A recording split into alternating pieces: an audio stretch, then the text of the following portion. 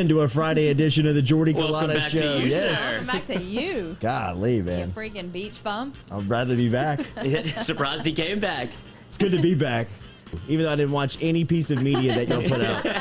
That's how you know you have the utmost confidence it in does. us. It's a vote of confidence. Absolutely. Y'all fly the plane. I'll be back on Friday. Yeah, but you're putting the mask on and going to sleep. We're good. That's right, man. That's literally Tell what me you when said you've to me. landed. Y'all do what you want. I'll see y'all Friday. It's good Okay. it is good to be back. Stop texting me. A lot of news happening. Yes, please. Lots of news since we've been away here, or since I've been away over the last couple of days, and we'll talk all about it. Jay Johnson, football coach, will tell you about Jay Johnson, give you our thoughts. Glenn Guilbeau, the man who was throwing stuff at the wall, finally got it right. Probably The got three something to finalists. stick, huh? Yes, we will talk to Guilbeau inside of the UDL. We can tell that everybody is looking forward to hearing from Glenn. Sounds like it. Guilbeau in the show. Why in the world are you having Guilbeau and the guy's a turd? A turd. GG can eat a BOD. Happy Friday. It is good to be back here on the troll. Obviously. But a great dude, funny, and He knows what he's doing. He absolutely does, and he takes it in stride. And we'll talk to him at 7:30 this morning. Coming up inside of the UDL, Glenn Guilbeau will be here live. We will also Send your roast. see if we can't wake up Ben Mintz at some point in Omaha. What a dream it has been for the man who's growing the game up there in the Midwest. It's like a fever dream for him. Nothing's Yeah. going right, but he's still having the time of his life. It is. It is. And everybody's playing along too. The bosses, the coworkers, Brandon Walker's.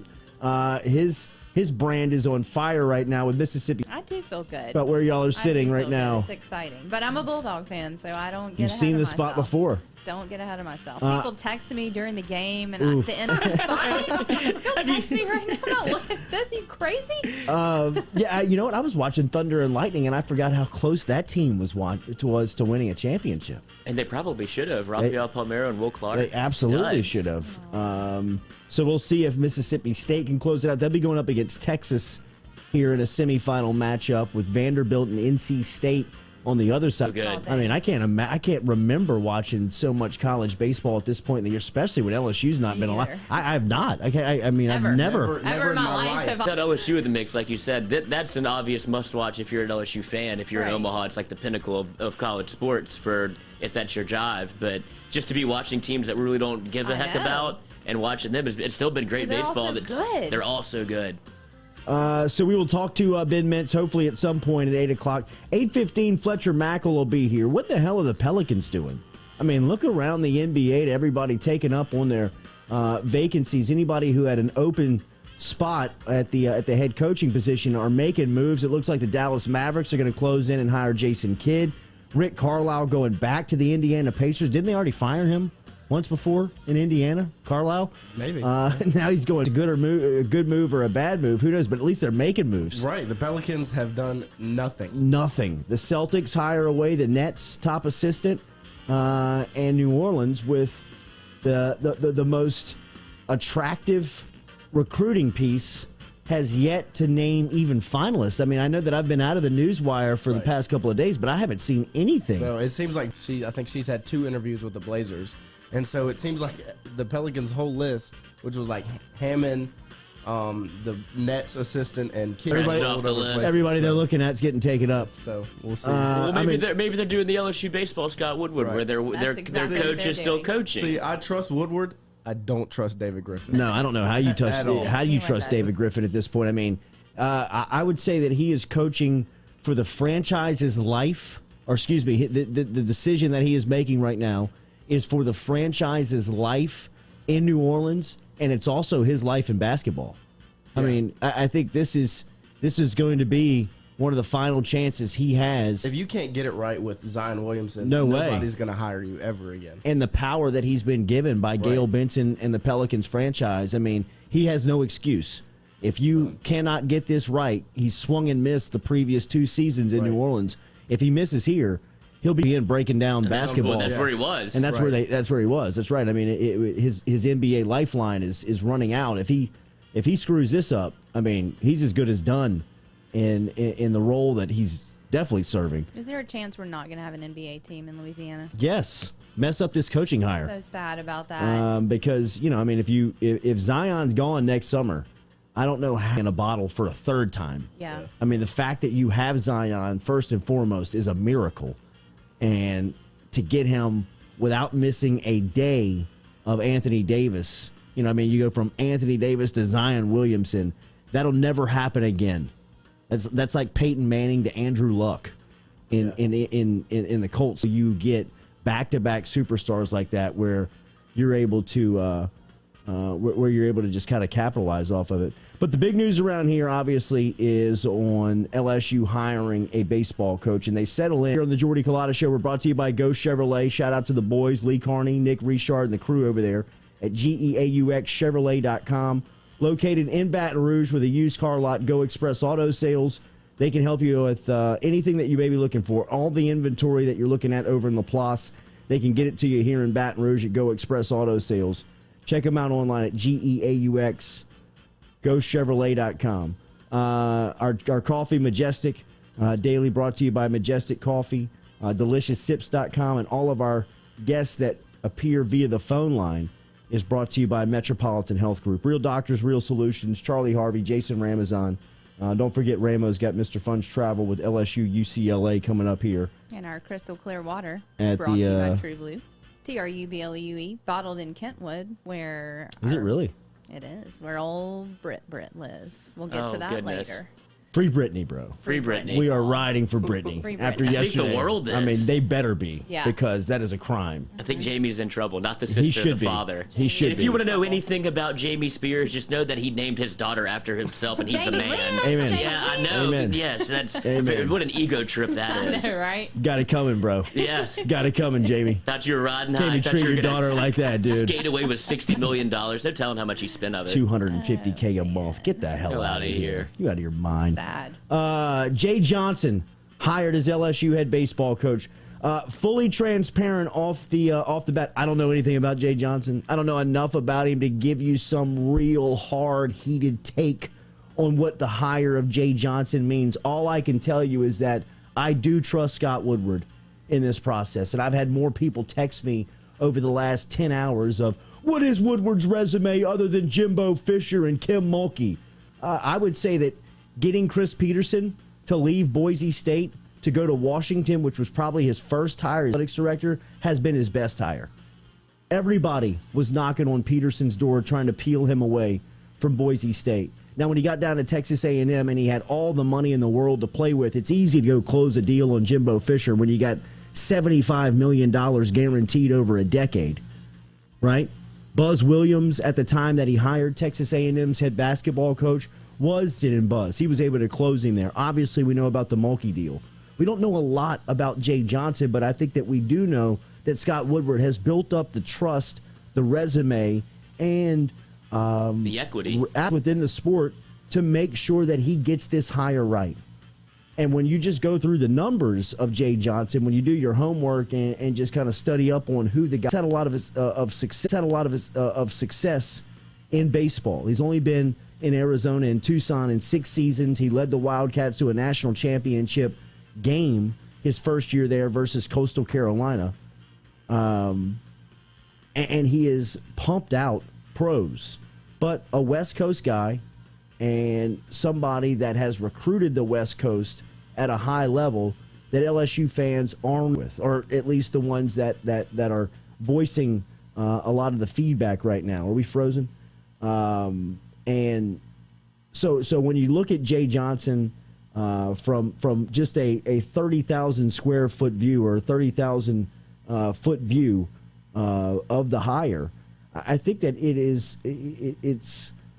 it doesn't move the meter like some people thought this would. Woodward, in knowing that he went through all of his contacts, went through all of the interviews, and made sure that he had a guy that checked all the boxes, then we have to trust that Johnson is the guy. Offensively, when you look at what Arizona has accomplished this past year and what they put up, they had 10 guys batting over 300 in the lineup. I mean, absolutely just mashing the ball offensively. Very impressive. I will say this, in just reading up, absolutely just mashing the ball offensively.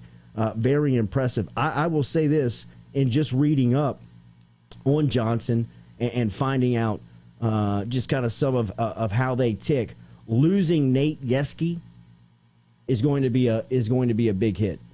The pitching coach. That was my question. Who's that? And I think if there is an opportunity to save this with Yeskie, that would be a big time get. How do you save it? Well, if you're able to kind of get in there and get to him before he closes this deal with Texas A&M. Now, Texas A&M has announced that they have hired Nate Yeskie, and they have hired him as the associate head coach to Jim Schlossnagel's staff. And Kendall Rogers was the first to report that as well yesterday. But Yeskie is widely considered to be the best pitching coach in college baseball. Or if not the best, he's one of them, at least from an assistant coaching standpoint. He got to Arizona in 2019. He spent the 11 seasons before that at Oregon State and was a part of that 2018 national championship run with Pat Casey and Oregon State. So just comes with a very, very respected resume in mind on the defensive part, the pitching part of baseball. I would have thought that Johnson, along with the combination of Yeskie, would have been an absolute home run. Just when you look at what Arizona accomplished last year offensively, with the way that they hit the ball, and then the way that they were able to put together a combination of pitching and offensive stat numbers.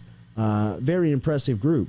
Like I said, I don't know enough about Johnson to give a real heated take on it and tell you this is how he's going to succeed. The one reservation I would have about the hire is that he's a California native. He's coached out on the West Coast. He's coming from Arizona, and he's not Italian. Is not Italian, obviously, but is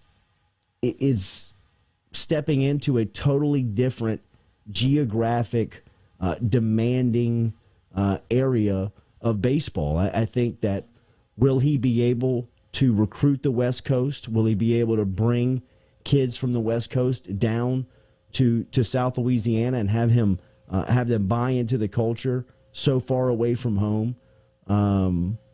It'll be interesting to see, because just by judging on the jobs that were open and the way that the way that they have filled up, it feels like Texas A&M has won the short off season, right? I mean, it felt like LSU had the most to sell from vacant spots that were open and looking for head baseball coaches, and that Texas A&M has probably gotten the most for their opening in the way of bringing Jim Schlossnagel in. I mean, Schlossnagel at TCU came with a great reputation.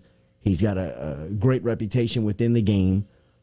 He understands the state of Texas. He understands the SEC by being close to it over there at TCU. And in the meantime, he has brought in Nate Yeskie, who we just mentioned, has the reputation of the best pitching coach, assistant coach in college baseball. He hires him away from Jay Johnson's staff on Arizona. He gets a guy like Nolan Cain, who, for better or worse, is known as one of the top recruiting baseball coaches in the country. And the reason why Cain is because he goes and parks himself in that Georgia-Florida summer league for 280 days out of the year and has relationships with guys that are in 8th and 9th grade right now. And by the time that they get to their recruiting process, Cain's part of the family. And that's why LSU is successful. That's why Cain's phone was blowing up during this entire process of what's going to happen, where are you going, what's going to be the fallout, where is what's going to happen with LSU baseball. And he's on Texas A&M staff. So it just feels like that.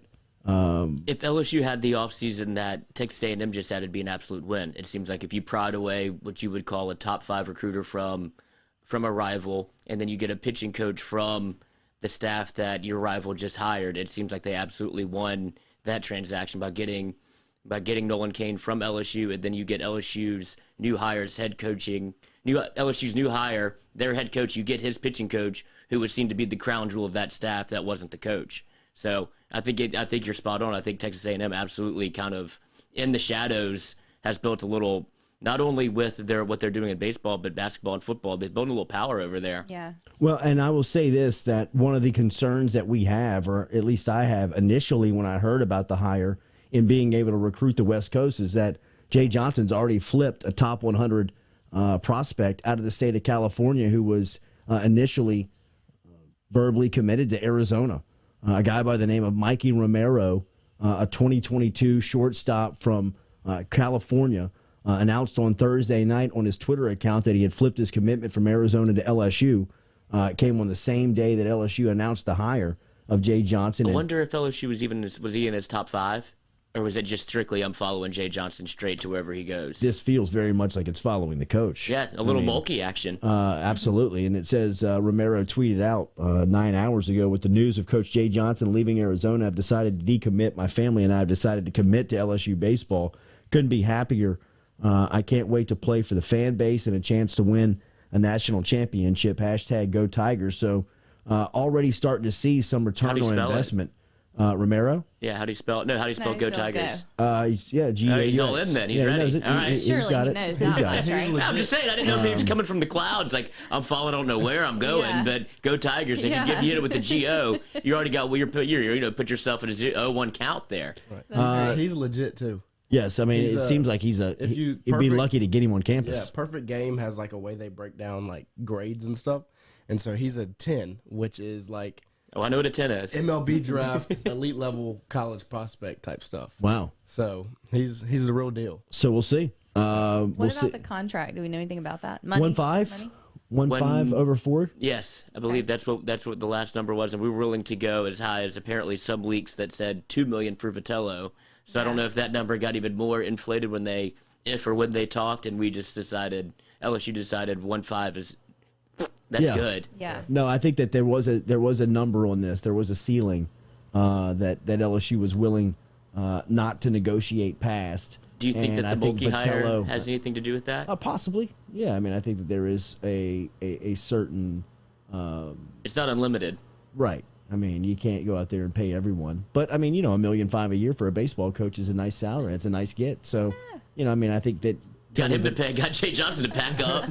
Tony Vitello, I think that's what happened. I think that he kind of priced himself out of the job, and I mean, we were talking last week. I don't know if that was possible just because of LSU's ability to support baseball and it being a moneymaker down here, and with the private money and the people that had influence on this position and this hiring.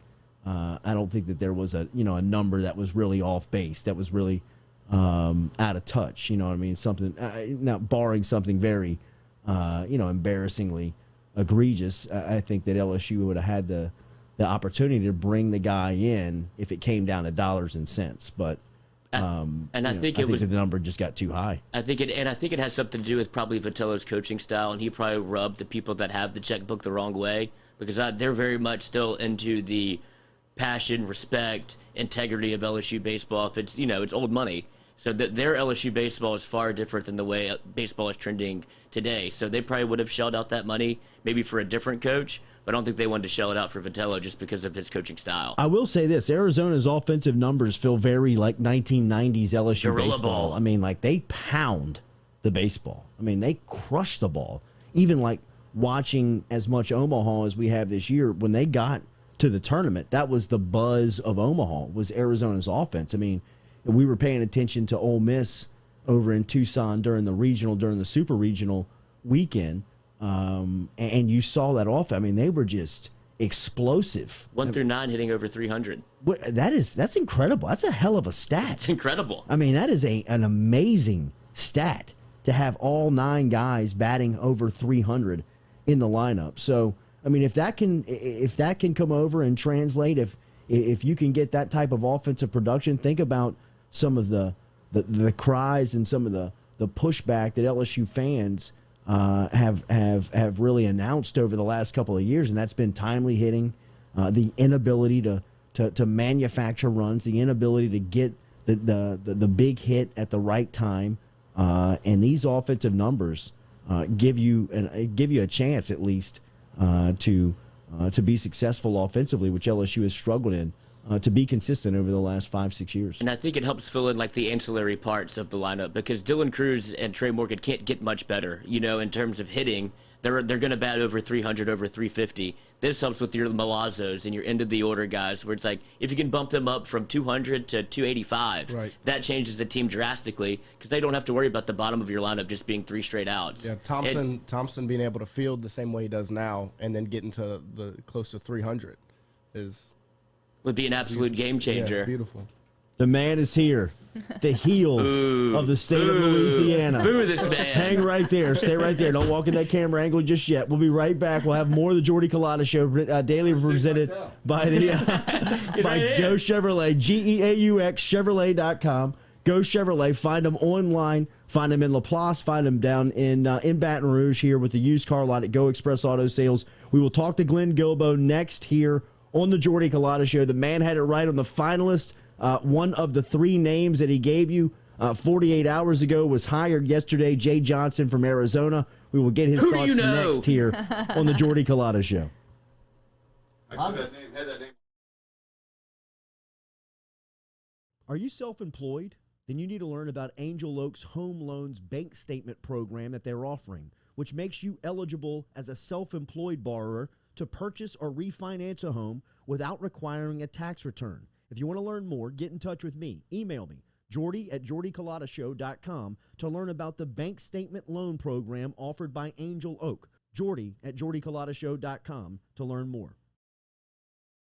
Gearing up for spring and summer down here in South Louisiana, and you want to keep your lawn maintained during these sunny seasons, get in touch with our friend Blake Abear over at Abear's Lawn Maintenance, where he says, you grow it, I mow it. 225-485-8022. 225-485-8022 is where you can find Abear's Lawn and Maintenance, the official lawn and maintenance company of the undisclosed location. Go Chevrolet is proud to announce Go Express Auto Sales, the new used car lot located in the capital city of Baton Rouge, Louisiana, at 11522 Florida Boulevard. Go Express Auto Sales is online at goexpressautosales.com, or you can search them on Facebook and social media at Go Express Auto Sales, the newest addition to the family of Go Chevrolet. Remember, Go Chevrolet is located down in Laplace, Louisiana, but now welcoming aboard Go Express, the new used car lot located in Baton Rouge, Louisiana at 11522 Florida Boulevard.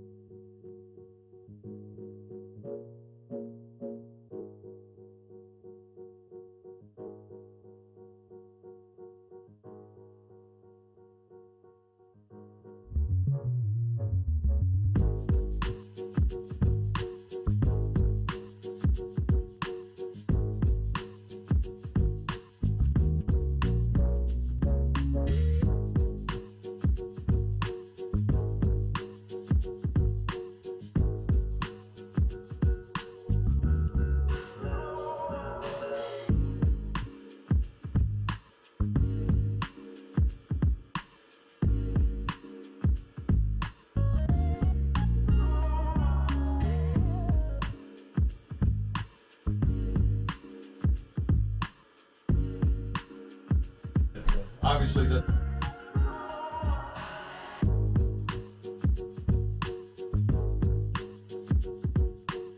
Welcome back here to the Jordy Culotta Show, live here on this Friday. Good to be back here on the Jordy Culotta Show. Good week at the beach. Shout out to the Millers for opening up their spot down in Pensacola. To the crew and the family. Good to get everybody back around and around the kids. Beautiful weather down Got on the lucky Gulf with the Coast. weather, Got it felt weather. like. We beat the radar. I mean, really. I mean, the weather report said it was going to be bad all week, and I mean, outside of about 30 minutes of showers, it was beautiful. It is good to see a friend, a neighbor, here on the Jordy Culotta show. Head of the HOA. Oh. The man that keeps the hood Just rolling. loves to put himself in the middle of Yes, something. he I love does, it. man. HOA. Homeowners. No. Our neighborhood association. Oh, I'm not head of it. I'm in it. The treasurer. Shadow The staff. treasurer. He handed us the cash. Glenn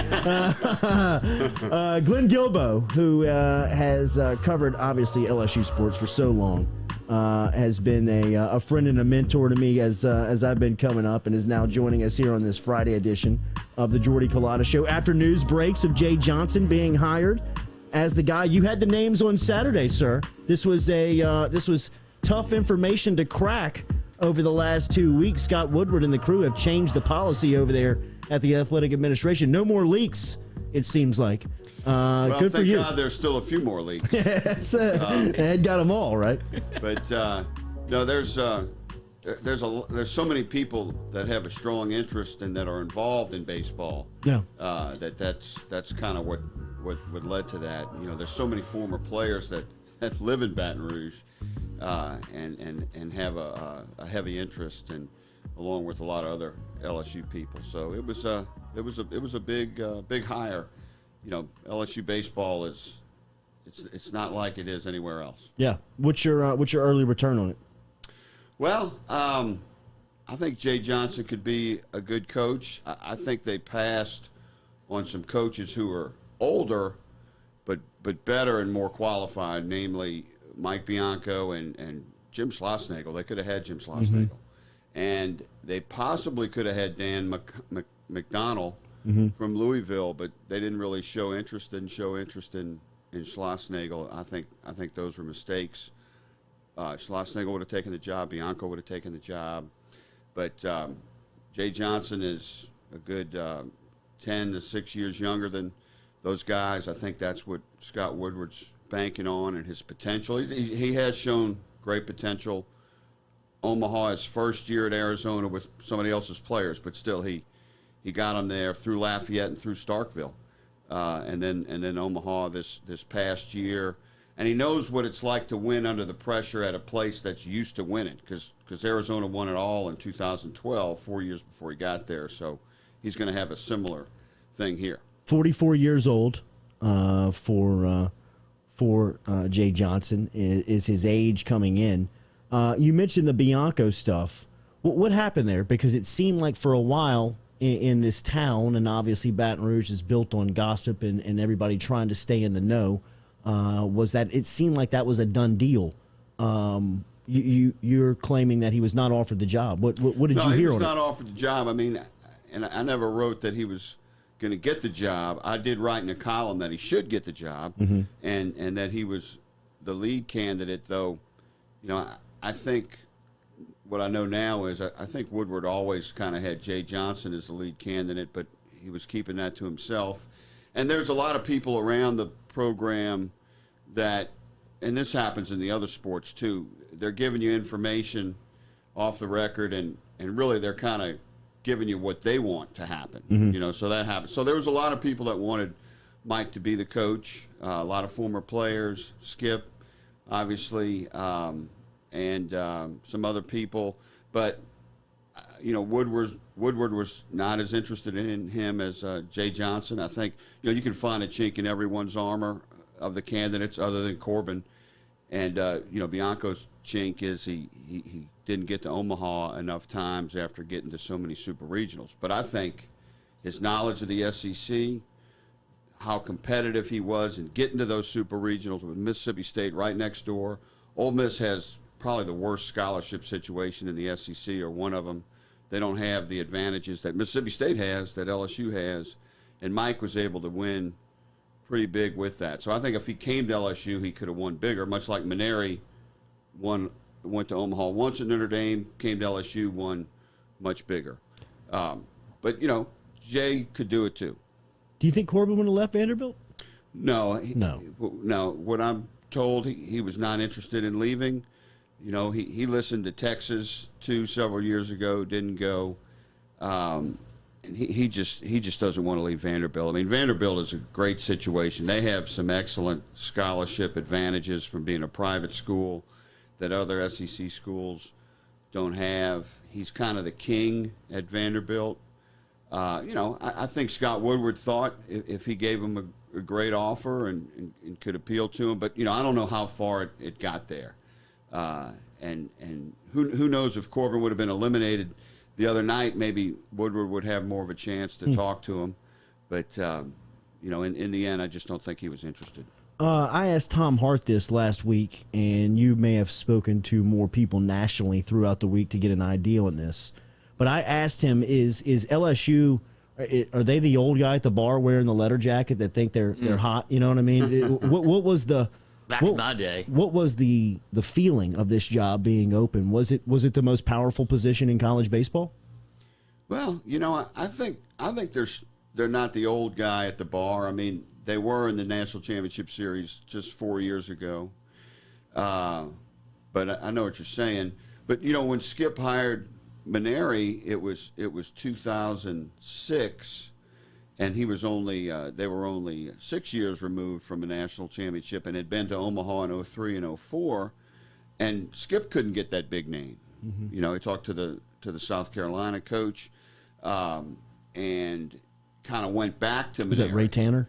Right. He talked to Ray Tanner, and there were some other big coaches. He spoke to Tim Corbin, but he didn't really like Corbin, and Corbin was not that interested. Skip wanted a second interview with Corbin because he just wasn't sure. Corbin said, look, we've already talked. So if Corbin would have been really interested, he'd have done the second interview. But the point is, they couldn't get a big name at that time either, a slam dunk. Yeah. So they kind of went back to Maneri. I think some people might be hesitant to take the job because it's such a big job and has a lot of pressure. Corbin would be under more pressure at LSU than he is staying at Vanderbilt. Mm-hmm. For sure. Absolutely. I agree with that. Glenn Guilbeau joining us here on the Jordy Culotta Show, talking this LSU baseball hire. Jay Johnson is agreeing to terms with LSU. Should be announced today. Hearing the terms right around 1.5 a year? I'm just assuming it'll be over $1 million because he makes close to $1 million. So 1.5 would be... I think they could get him for less than that, but that sounds right. How big is the story of his pitching coach, Nate Yeskie, joining Jim Schlossnagle's staff at Texas A&M? As you mentioned, Schlossnagle, we said this early on, and I'll get your thoughts on this. It feels like A&M has won the short off season of these open vacancies that were open here in college baseball. It feels like A&M is winning the short war here. Well, I don't think you should, when you're hiring a coach in any sport, you shouldn't hire a coach quick just to save that recruiting class or that staff. That because you're hiring for 5-10 years down the road. You can make up for those recruits, I think. But they did lose Nolan Cain, and if Woodward would have hired Bianco or Schlossnagle, he could have kept Nolan Cain. But I think Jay can find a pitching coach. Nolan Cain though was a big loss. Yeah, I agree. Very but well that just happens. I mean that's going to be natural. You're going to lose people as you're trying to decide who you want to hire. So Jay Johnson on the job and will be announced here shortly as LSU makes that official. What do you make of Scott Woodward's track record coming in after the Mulkey hire, going into this hire? What did you make of his? It seemed like he has this reputation of whoever he wants, he will get. Yeah, and Jimbo Fisher looks like it could be a really good hire. I mean, it wasn't as quick as maybe some thought, but it looks like he's on that way. Kim Mulkey was a slam dunk hire. Buzz Williams has not been. Yeah. I think he might be more experienced in the waters of football and basketball than he is in baseball. I mean, I think he could have made a better hire than this in baseball. I do. Right. is it the Jay Johnson hire, or is it the guys that he passed on? The guys he passed on without showing much interest. Dan McDonnell and Jim Schlossnagle in particular. Jay has no SEC experience, no experience in the region, and I hope Scott didn't go for him because of Scott's experience in the Pac-12 at Washington. Hopefully he thinks he's a great candidate for what he is, but I just think it's not as impressive as the other hires he's made. Yeah. Glenn Guilbeau here with some thoughts. Before I get you out of here, do you have one on baseball? I just had one question. How much do you think that these are actually Scott Woodward's hire, and how much pressure is he feeling from the Board of Supervisors? Because it feels like he wanted the Florida head coach. He wanted O'Sullivan, and it seems like he got a great deal of pushback from that. If there was no Board of Supervisors, that would have been the hire. So how much in control is he actually, it seems like? I think it's all Woodward's ball game. And I think the O'Sullivan and the Casey experiences show Woodward's lack of doing a great job in this search. He should have known that the Casey thing was going to blow up, and he should have known more about O'Sullivan before they went down that road. Especially if I find out about it, you'd think he would find out about it sooner. I agree. And it was surprising that it got to that point at the supervisor level with the O'Sullivan story because of just where LSU was. Not so much of O'Sullivan and what he had going on off the field, just where LSU and the emphasis that they were going to put on the hire. Before I get you out of here, what is your thoughts on LSU football and where they're coming from after this 5-5 season, and what does that mean for this year for Orgeron? A lot of new hires and a lot of new faces on the field.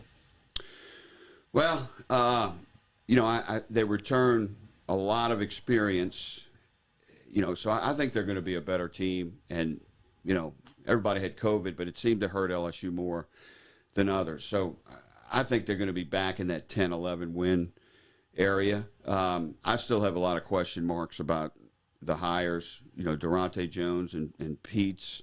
Neither of them have been coordinators on a major college level. I got question marks there. I don't think they made improvement on the offensive line. Coach and hire, too. No NFL experience with that one.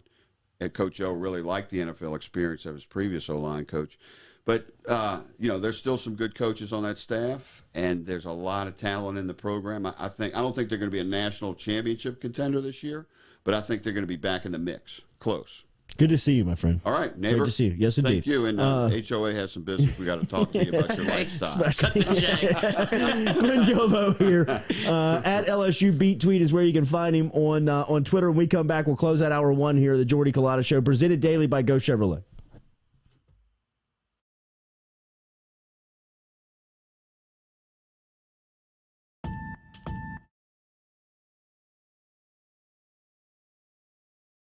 Are you self-employed? Then you need to learn about Angel Oak's Home Loans Bank Statement program that they're offering, which makes you eligible as a self-employed borrower to purchase or refinance a home without requiring a tax return. If you want to learn more, get in touch with me. Email me, jordy@jordyculotta.show.com, to learn about the bank statement loan program offered by Angel Oak. jordy@jordyculotta.show.com to learn more.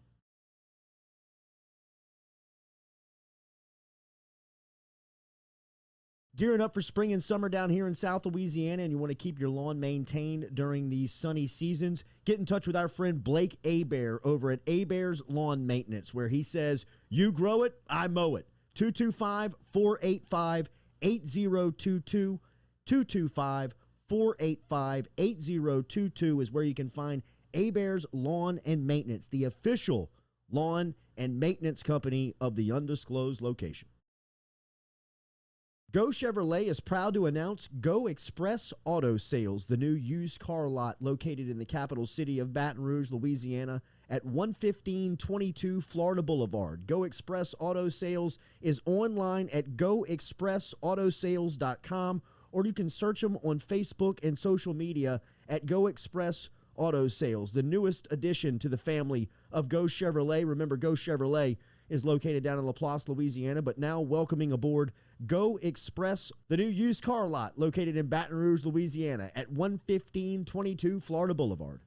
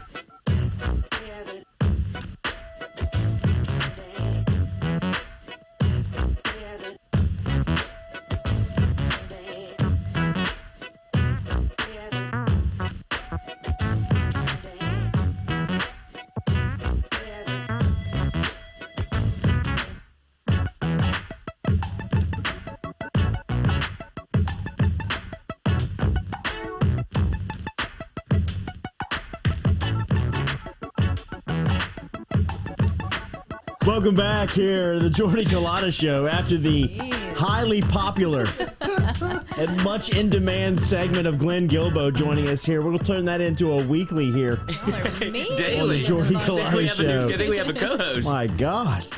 Mean. The hate on Guilbeau is incredible. I mean, this is Matt Moscona level type hate. Good Really Lord. is.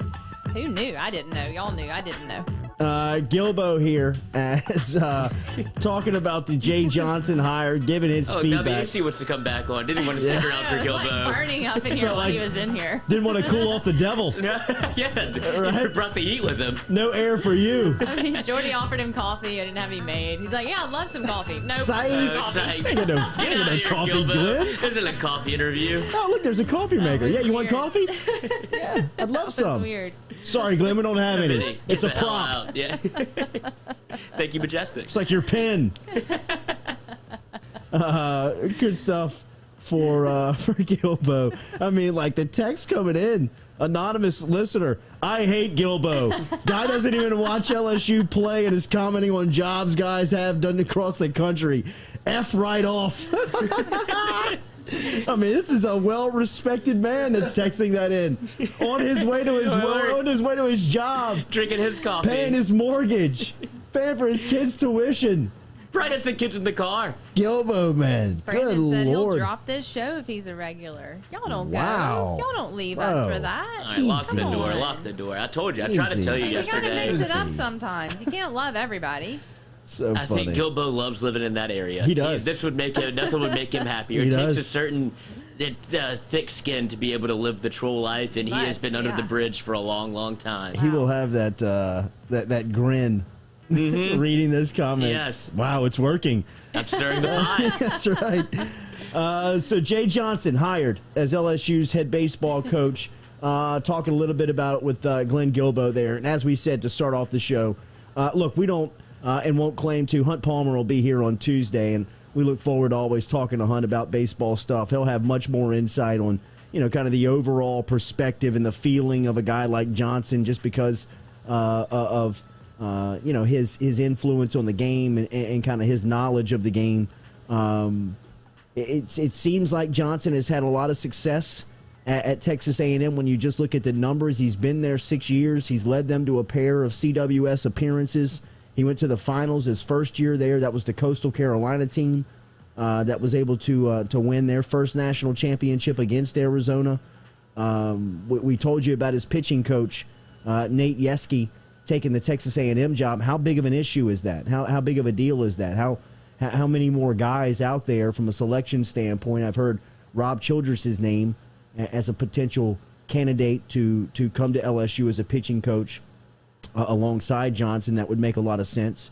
I think that Scott Woodward has built up enough equity and trust in the fan base and has done enough good on his resume to allow him to make this hire.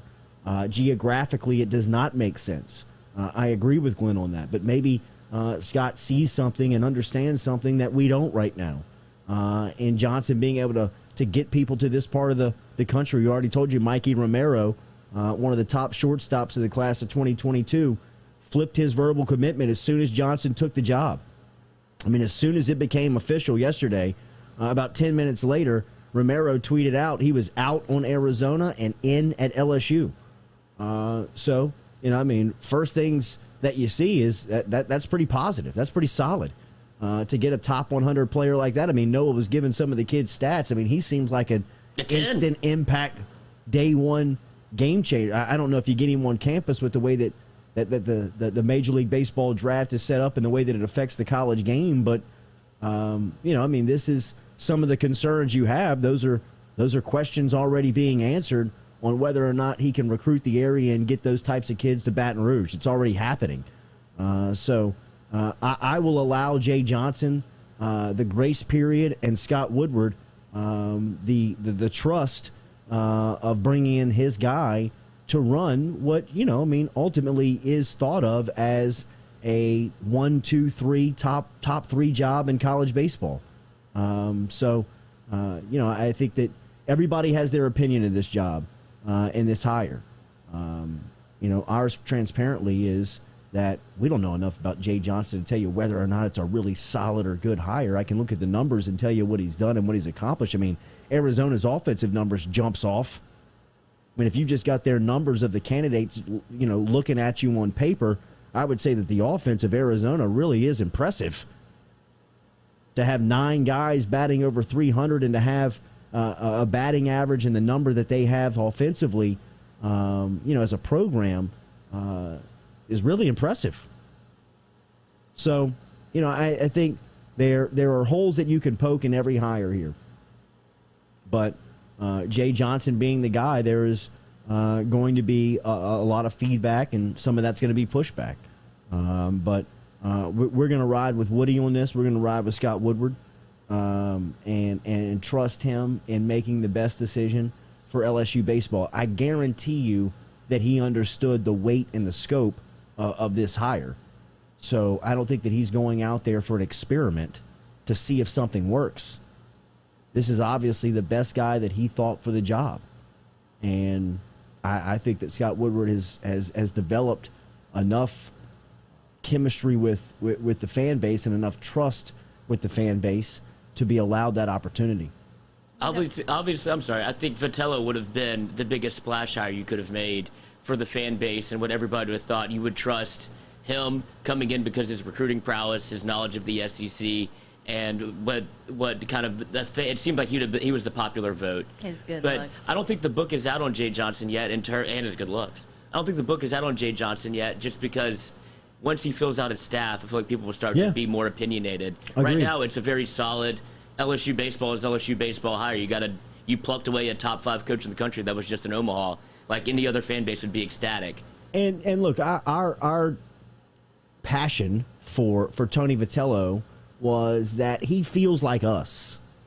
He's very relatable to shows like ours, to personalities like we have. Italian. Just he's Wears it on the sleeve. He's in your Time. face. He's passionate. He very much is confident. He believes that they're the best in the room, even though they may not be. He drives to the ballpark, whether it's in a Maserati or a Honda Civic. I don't care. He drives to the park pissed off. And I think that there is something to be said about that. I mean, early on in Ogeron's tenure at LSU, he drove to that facility pissed off. And look at what the return on it. That would be something that I would think would be a concern on whether or not the success has taken away the edge. I still think that Tony Vitello has that sharp edge to him when you look at his desire, his passion, and just his overall effort to succeed in college baseball. To me, communicates a 10-star hire, a 5-star hire. That's where we were on Vitello. If he's not the guy, I get it. I think that there were other names that fit the bill.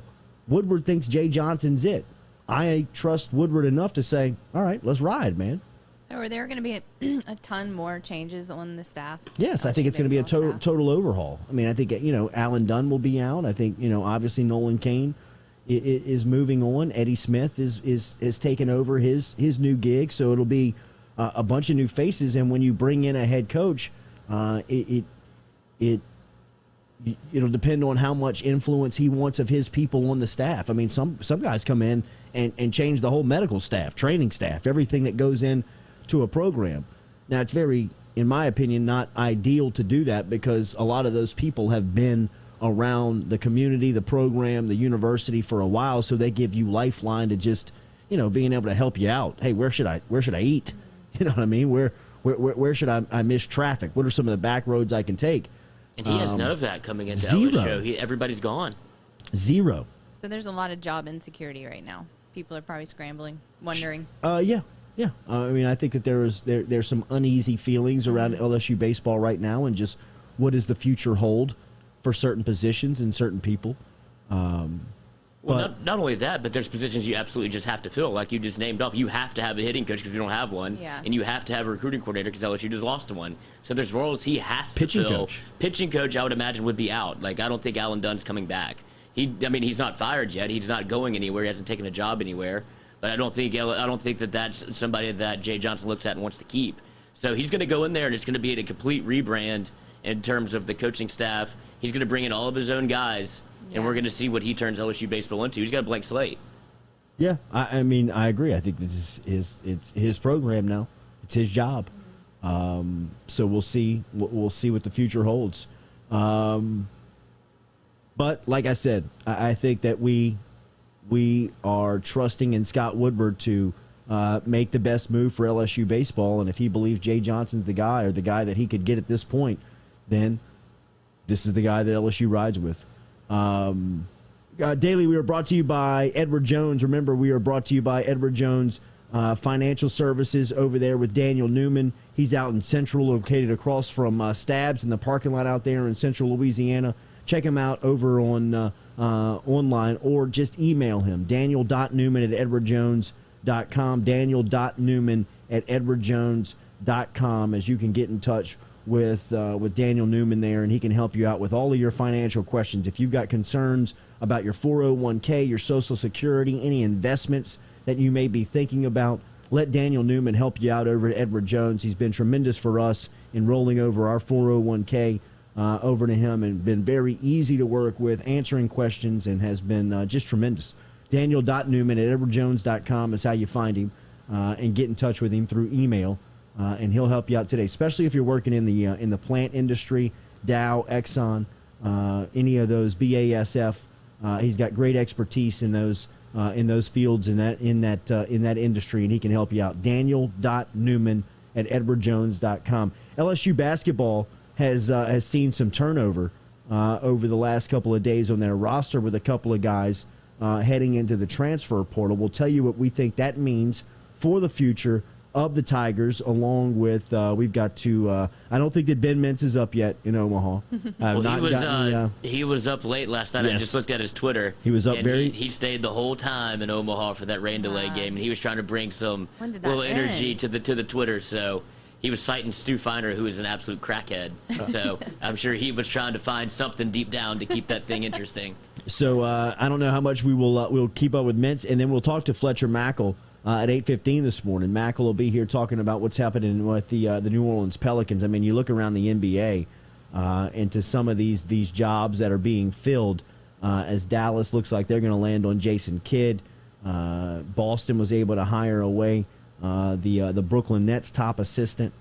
Indiana has gotten Rick Carlisle back with the Pacers program. And the Pelicans have just not been in the news at all, with a vacancy at their head coaching position and the top recruiting candidate in Zion Williamson in the league. It is not a good sign for David Griffin and the New Orleans Pelicans up to this point. Fletcher Mackel will give us a little insight. Nathan Velasquez will be here at 8:30 telling us about some of the things. Steven Spielberg was trying to get Netflix banned from the Emmys last year, this year, Steven Spielberg signs a multi-million-dollar deal with Netflix to produce the ultimate. If a you couple can't of beat them, films. join them. Yes. Like, Exactly right. it's the Nick Saban effect. He's like, we shouldn't be running the spread and no huddle. Actually, you know what? I'll run the spread and some no huddle. Lane Kiffin, come on over here. I'll play the game. All right, we will be back with more of the Jordy Culotta Show, presented daily by Go Chevrolet.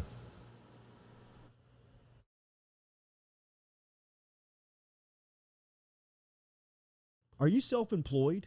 Then you need to learn about Angel Oak's Home Loans Bank Statement program that they're offering, which makes you eligible as a self-employed borrower to purchase or refinance a home without requiring a tax return. If you want to learn more, get in touch with me. Email me, jordy@jordyculotta.show.com, to learn about the bank statement loan program offered by Angel Oak. jordy@jordyculotta.show.com to learn more.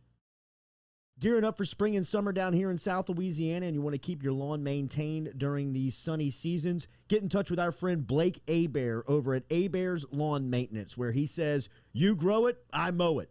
225-485-8022. 225-485-8022 is where you can find Abear's Lawn and Maintenance, the official lawn and maintenance company of the undisclosed location. Go Chevrolet is proud to announce Go Express Auto Sales, the new used car lot located in the capital city of Baton Rouge, Louisiana, at 11522 Florida Boulevard. Go Express Auto Sales is online at goexpressautosales.com, or you can search them on Facebook and social media at Go Express Auto Sales, the newest addition to the family of Go Chevrolet. Remember, Go Chevrolet is located down in LaPlace, Louisiana, but now welcoming aboard Go Express, the new used car lot located in Baton Rouge, Louisiana at 11522 Florida Boulevard.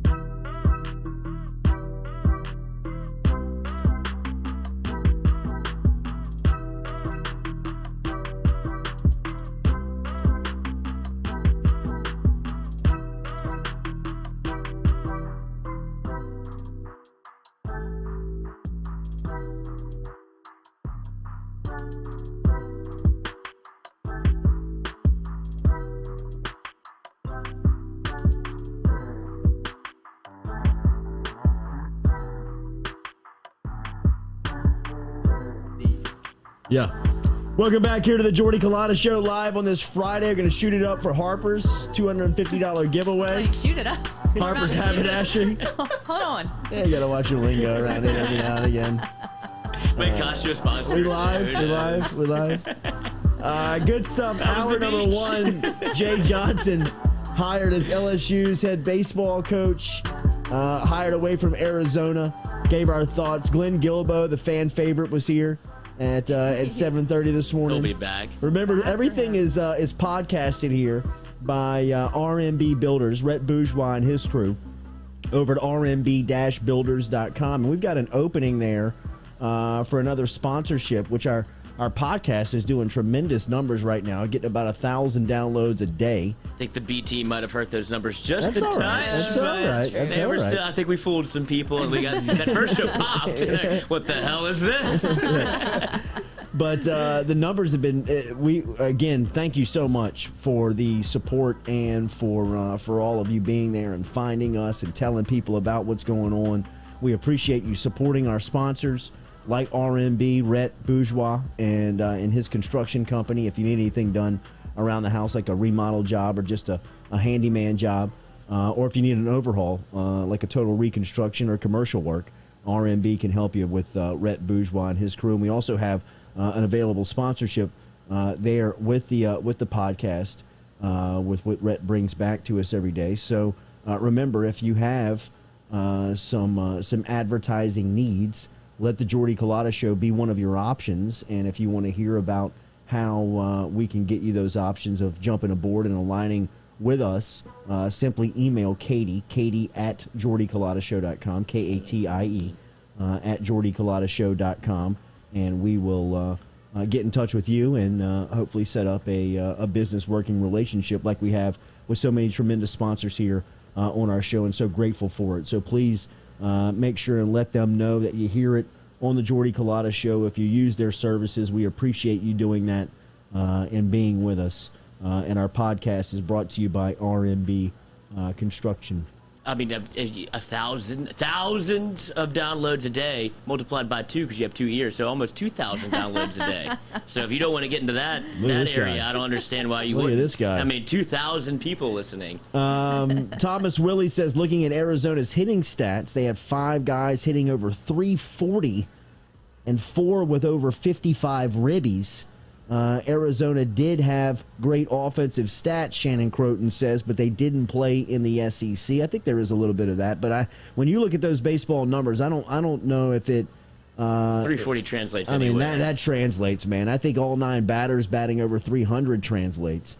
We can dump on the Pac-10 all day in football and Pac-10? Pac-12, sorry, and to see the way that they have fallen off in football, and look, they were there in basketball with teams like USC and UCLA at the end, but in baseball, they are pretty well respected out on the West Coast. And to bat 300 and the offensive numbers that Arizona brings in, I'm not saying that it's the Southeastern Conference and they don't see the pitching on Friday nights that LSU is going to see under Jay Johnson. But those offensive numbers, they translate. I think that they pop off if you're just looking at them on paper. If you just lined up all these candidates and just categorized, some of the strong suits of each candidate, the offensive numbers for Jay Johnson really pop. I mean, they grab your attention just when you look at them, and to see what Arizona accomplished under his coaching is look, man, it's an exciting part about his hire. I think if there's anything that gets you, invested into the hire or paying attention to the hire or a little excited about what Johnson can bring into LSU is offensively, he could turn this thing around real quick. Is that a product of his recruiting or is that a product of his coaching? I don't know that. That's what I didn't want to put you on the spot because I don't think we know yet. I don't know. I think it's a combination of both. Yeah, so I mean, either way, it's a good thing. He's going to bring in players that can automatically come in and contribute and hit, or he's going to bring over, I'd imagine a hitting coach, whatever he wants to do, and bring over both of those guys. And if that's what it is, then that's one more piece of the puzzle that was missing that's filled, and it's somebody that can hit over. If you're going to hit over 300, I mean, I'll take that to the bank every day. Yeah, lineup-wise, our team looks pretty similar to the team from last year, and the biggest problem was hitting during SEC play.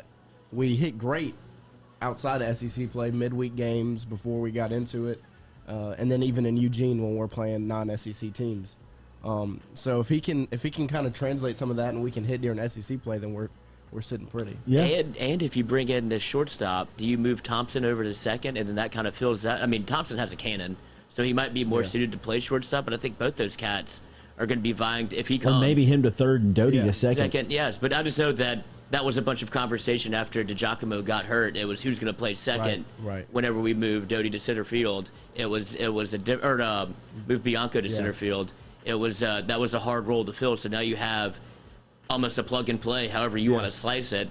I mean, if it's an ego at some point. I'd imagine if you played shortstop for an entire year as a freshman, you want to move to second. But if you're bringing in an all-world guy, they're going to compete for that spot. Well, somebody's going to have to move. Yeah. So it'll be interesting to see. But Jay Johnson hired as LSU's head coach should be announced today. Shout out to Tasman Mitchell. It is Tasman Mitchell's birthday today. Happy birthday to him, as he is an assistant coach now with LSU basketball here in another season. This is his third year as an assistant, going into his third year as an assistant going into his second season as an assistant for LSU basketball, but a longtime standout and player. Shout out to him. Happy birthday to Taz here on what looks like is going to be a beautiful Friday. LSU basketball has been in the news for the past couple of days, with a couple of guys deciding to enter their name into the transfer portal. Most notably being Josh LeBlanc, as he has gone into the transfer portal for another time. This is his second time doing this, as he transferred away from Georgetown, Baton Rouge native, and came home. This was a big get for Will Wade to get Josh LeBlanc established back in Baton Rouge and get him back home and get him into the lineup post-Christmas break last year. And LeBlanc played some pretty solid minutes for LSU in some big moments. This offseason, LeBlanc, quite frankly, has regressed. He is not taking care of some of the things that need to be taken care of off the floor. And for that, he has seen his position, his time, and really his trust from the coaches really kind of go down the drain. When you bring in the talent that LSU basketball has in this offseason and you get them on the floor together, things start to kind of to figure themselves out. Pecking order starts to develop. You start to see leaders emerge. You start to see people vying for playing time. You start to see competition taking place. And some people get left behind. And some people can't keep up.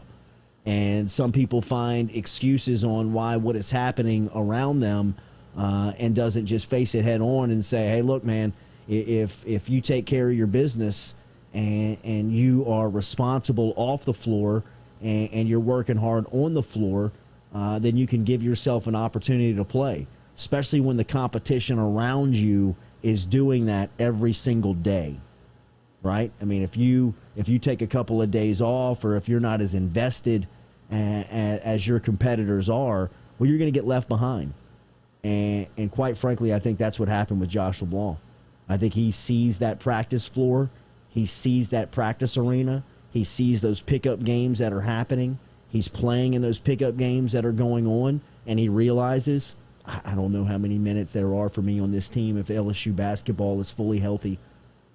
I don't know how much I can contribute to this team with the way that they are built, and put together right now. So to see Josh LeBlanc's name in the transfer portal again may surprise some people, but I think that people that are close to the program that see day in, day out the work that's being put in, the new faces and the impact that they're having on the roster, whether it's guys like Tari Eason or Adam Miller or Efton Reed or Brandon Murray or guys that have figured it out in the short off season, like Mwani Wilkinson, who has really taken tremendous strides in between his freshman and short off season going into his sophomore year. We've heard very positive things about Sharif O'Neal, as Coach Wade, his last time here on the Jordy Culotta show 2 weeks ago, went out of his way to compliment O'Neal. I mean, kind of a, hey, before I get out of here, make sure I mention how good Sharif O'Neal has been for us this offseason. You know, speaking from Will Wade's point of view, like he was here a couple of weeks back. You don't hear Josh LeBlanc's name. And Josh LeBlanc is a big-time player. So was he just not putting in the work, or were there other things going on? I think that there were some other things going on, but he's not putting in the work as well. I mean, he's not putting in the work that it demands to be a D1 athlete on a top 10 basketball team. You know, it's a lot different playing on a top 10 team than it is playing on a contender for the conference. Yeah. You know, when you've got a roster that's built around you that has expectation to be one of the top 10 ball teams, you know, one of the top 10 basketball teams in the sport, I mean, people take that very seriously that are inside of that. Guys that are that have the responsibility to make LSU a top 10 team are going to put that to work every day. And when you have guys that don't buy in and don't invest and don't take it as serious as other guys do, well, they get passed by real quick. You know what I mean? They get passed by very quick. Seneca Knight going in, and this is another one. I just think Knight looks around and understands that there's no minutes. There's no minutes for so I think that this will not be the last one. I mean, a lot of people are asking me, who's he making room for? Who's he opening up spots for?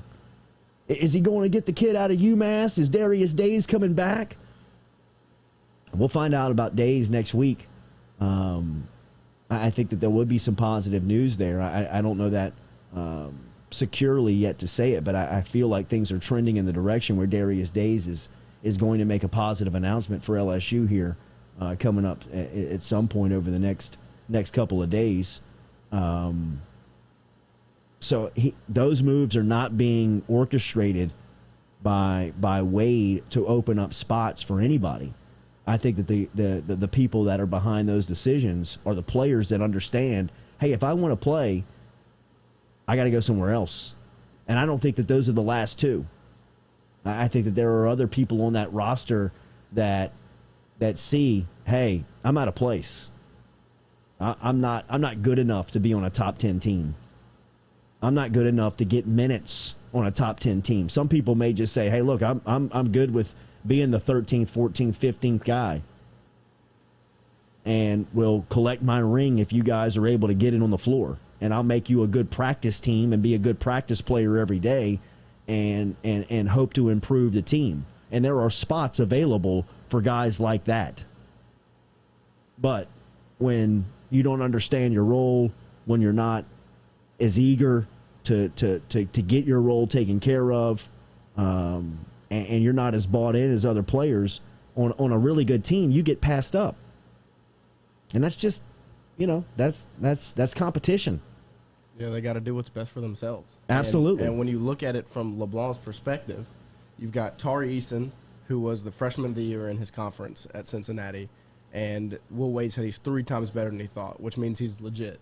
Efton Reed, who's a 7'1" center that we saw the video of him shooting step-back three-pointers.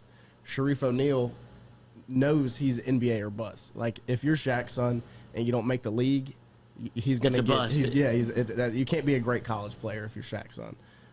And then Alex Fudge, who Will Wade's talked very highly of, who is kind of built like Josh LeBlanc. He's this 6'8", rangy, lanky guy that'll probably fill LeBlanc's spot. And so LeBlanc doesn't have that same drive as the rest of them, so he saw his spot diminish, and he had to do what he needed to do. Yeah. Do you think some of these transfers have come in and absolutely just kind of shook the whole LSU basketball culture up? Will Wade told us 2 weeks ago. I mean, Adam Miller in the middle of a game. Did he tell that story on the air? Yeah. He was like, I ain't got time for my bad. Yeah. We're trying to win it. In a pickup game in June. Yeah. That's how you build a top 10 team. That hasn't been around the LSU basketball facility. I mean, that's why when, the player that was at the other end of that looked back at Wade, Wade was saying to him, I don't know what you want me to tell you. Right. Hold your hand. That's what accountability is on a good team. And while they have had good teams come through here, and some of the best from a talent standpoint that LSU's seen in the last 15, 20 years, I mean, 3 of the best teams that they've had in the last 20 years have probably been within the last 4 years. Oh, yeah. From a talent standpoint, just talent. But they haven't had that. Yeah, to see Adam Miller said he saw the way Cam Thomas was used, and he wants to fill that role. But Cam Thomas didn't say a word, like, ever. Yeah. And if Adam Miller comes in and plays like Cam, but is a leader on the floor. But none of those guys, like Tremont Waters wasn't a vocal guy. I mean, Nas Reed wasn't a vocal guy. I mean, Emmett Williams was vocal, but you didn't know how much you could trust him from a leadership standpoint. Yeah, right. Yeah. I mean, Adam Miller seems to have all of that. Tari Eason seems to be a guy like, hey, I may not talk a lot, but if you watch me work, you're going to respect me. Efton Reed he said the reason his mom said the reason he came to LSU is because Will Wade puts guys in the NBA. So he's not coming around just to play basketball. He's coming to make himself some money, and so. I agree, man. That's what happens on top 10 teams. You attract talent like that, and that's what happens. Falaya Real Estate brings you the Jordy Culotta Show. I was reading something on Falaya's Instagram the other day showing off some of their their numbers and just how impressive they have been in the first year that they have been up and operating. Falaya Real Estate has been live for a little over a year, but the numbers don't lie. Falaya has a close rate of 63% on their basic package, which blows out the for sale by owner close rate of 7%. It blows it out of the water.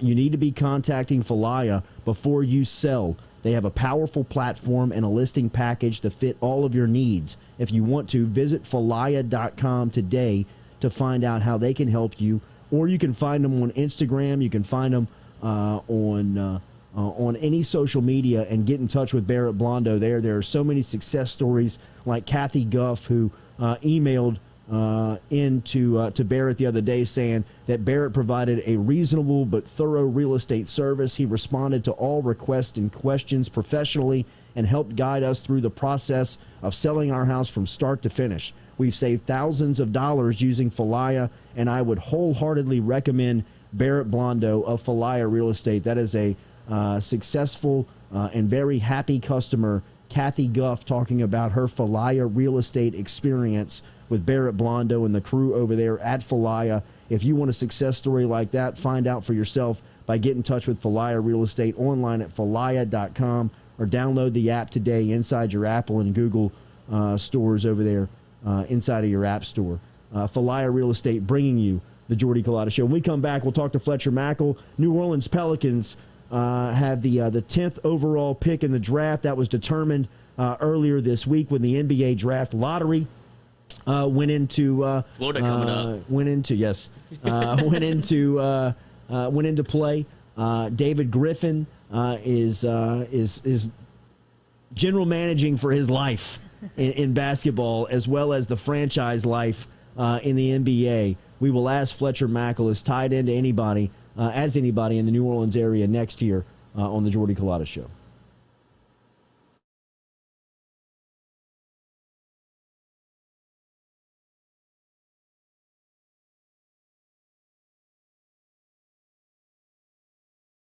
Are you self-employed?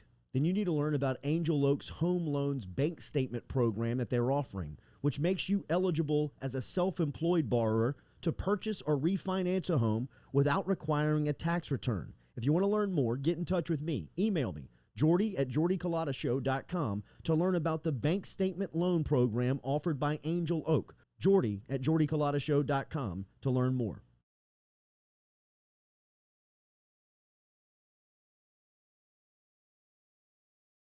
Gearing up for spring and summer down here in South Louisiana, and you want to keep your lawn maintained during these sunny seasons, get in touch with our friend Blake Abear over at Abear's Lawn Maintenance, where he says, you grow it, I mow it. 225-485-8022. 225-485-8022 is where you can find Abear's Lawn and Maintenance, the official lawn and maintenance company of the undisclosed location.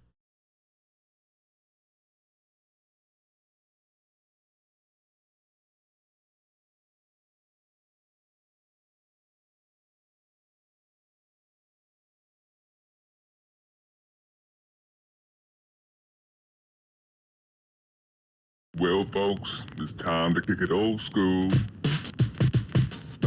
you can feel cool. Give it to me, baby. Baby. Yeah.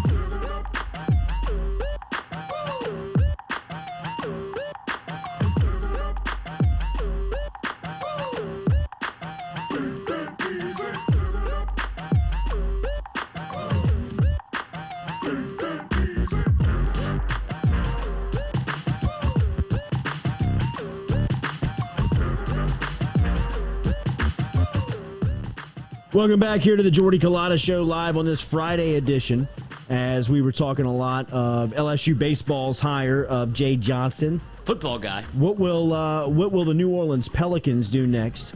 We love to resource Fletcher Mackel when we talk anything about the city. He's so well connected, from New Orleans, loves the place. He's a sports anchor down at WDSU that you can follow on Twitter at Fletcher WDSU.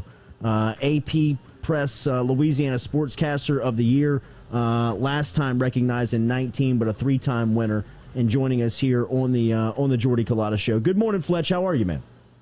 I'm doing well. Thanks for the nice intro there. I have a bit of a sore throat, so bear with me if you can. No problem at all. The listeners of the Jordy Culotta Show will be able to adapt very well. Take some of the pressure off Jordy. We've been hacking into this microphone all morning, getting off of vacation. Fletcher, before we get into the Saints, before we get into the Pelicans and everything going on down in the city, what was your reaction to LSU bringing in Jay Johnson as the replacement to Paul Maneri after he announced his retirement? I think it was a really good hire. I think it is a really good hire, and I think it also shows Scott Woodward continues to deliver. Obviously, we know he's a big-name hunter, so to say. He doesn't do assistant coaches making their own name, going back to Guilbeau and Buzz Williams at A&M, Kim Mulkey. I mean, look, he took some swings at some pretty big names, and I thought he swung and missed and struck out in this entire deal, because I always thought Corbin was a pipe dream and Vitello was never leaving Tennessee, and then obviously the O'Sullivan situation and Casey situation. I thought, here's a guy who didn't learn from Texas in 2016. Texas went in basically trying to spend all their money saying, we're Texas. They tried to get Paul Maneri and Dan Horn and O'Sullivan and every other big-name coach, and they landed on David Pierce, who is a good coach, but from Tulane, who had never been to the World Series. He was like their sixth choice.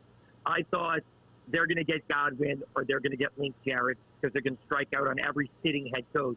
So kudos to Scott Woodward for delivering a sitting head coach who's been to Omaha twice and played for a national championship. He delivered. It was his final at bat, so to say. In my opinion, I don't know if he hit a home run, but he hit a triple at least. Fletch, we saw that Sean Payton got married early in this Saints offseason. We have heard some of the storylines of the offseason, and a lot of that is centered around the quarterback position. When you look at the Saints in this offseason for the first time in 16 years without Drew Brees a part of the roster, what are some of the things that you're looking at?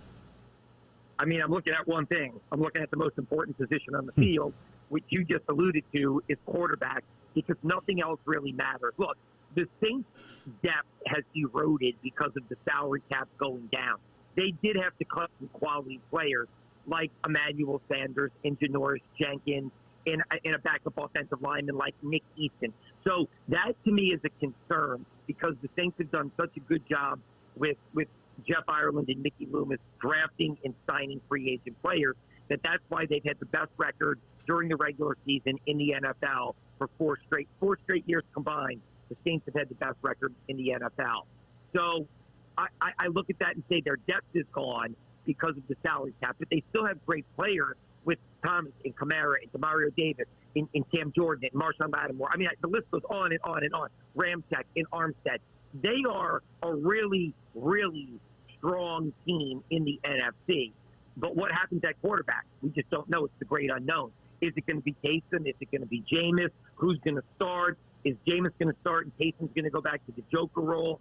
I just don't know. So, I mean, every single pass in training camp and every single play in the preseason is going to be under the microscope with those two guys. What did you make of the Peyton Turner selection? What does it say about the future of defensive end in New Orleans? Is that more on Cam Jordan, or is that more on the other side with Marcus Davenport? Yeah, I think well, look, I'll say this. The one thing the Saints have done is kind of like a politician. When they've been around this long, you start to see a lot of trends in what they like to do and how they like to do it and how they vote, so to say. The Saints don't waver from what they do and how they do it. The selection was surprising, but really when you think about it in the context of what the Saints do, not really surprising, because they always go best available and they always go size speed. They don't draft little guys. They don't dress outside the realm of what a player at a certain position should look like and be like. They feel like if you're going to be a little guy, you better have a quality that is off the chart.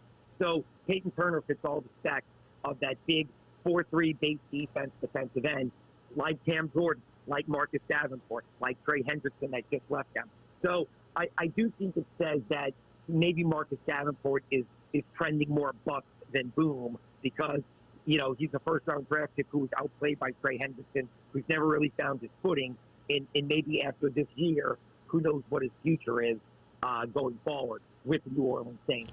But I just think where they were picking was such a tough spot at 28 overall. I know they wanted a cornerback. The best ones were off the board. And so I think they just felt like, look, somebody told me before the draft, and I asked Mickey Loomis this, and he agreed in the pre-draft media session. There was clearly a 1 to 10. Then there was a 10 to 25. But between 25 and 40, it was hard to evaluate those players and separate them. So everybody went kind of nuts when they drafted Peyton Turner at 28. But if he'd have gone 34, everybody may have said, what a great pick. What great potential this guy had. It's just he went in the first round and not the second round. So, again, we'll see what he becomes, but he looks the part in the eyeball test, I'll say that. So did the Saints, that seems like it'd be a prime opportunity to move back in the draft. Did the Saints even inquire about that? I know they tried to move up to get a corner, but if your scouting board says 28 through 40 is essentially the same get, why would you not try to move back and maybe acquire a pick? Because we need some. Yeah, and I'll say this, Nick, that question is, I think, a great question, but it plays into what I said from a philosophical standpoint about knowing who and what they are. The Saints have never traded back since Sean Payton arrived. Mickey Loomis lost the interim title in 2003. He was the interim, and his first real draft was in 2003. He traded up and drafted Jonathan Sullivan. He should have drafted Marcus Trufant, but he traded up in 2003 all the way into the top 10. The Saints have never traded down in the first round since Mickey Loomis took over the draft in 2003. And since Sean Payton got here, they have only traded up. So philosophically, they can talk about doing it, but they've never done it. And we now have 15-plus years of a body of work to judge that trading out of the first round is something they will never do.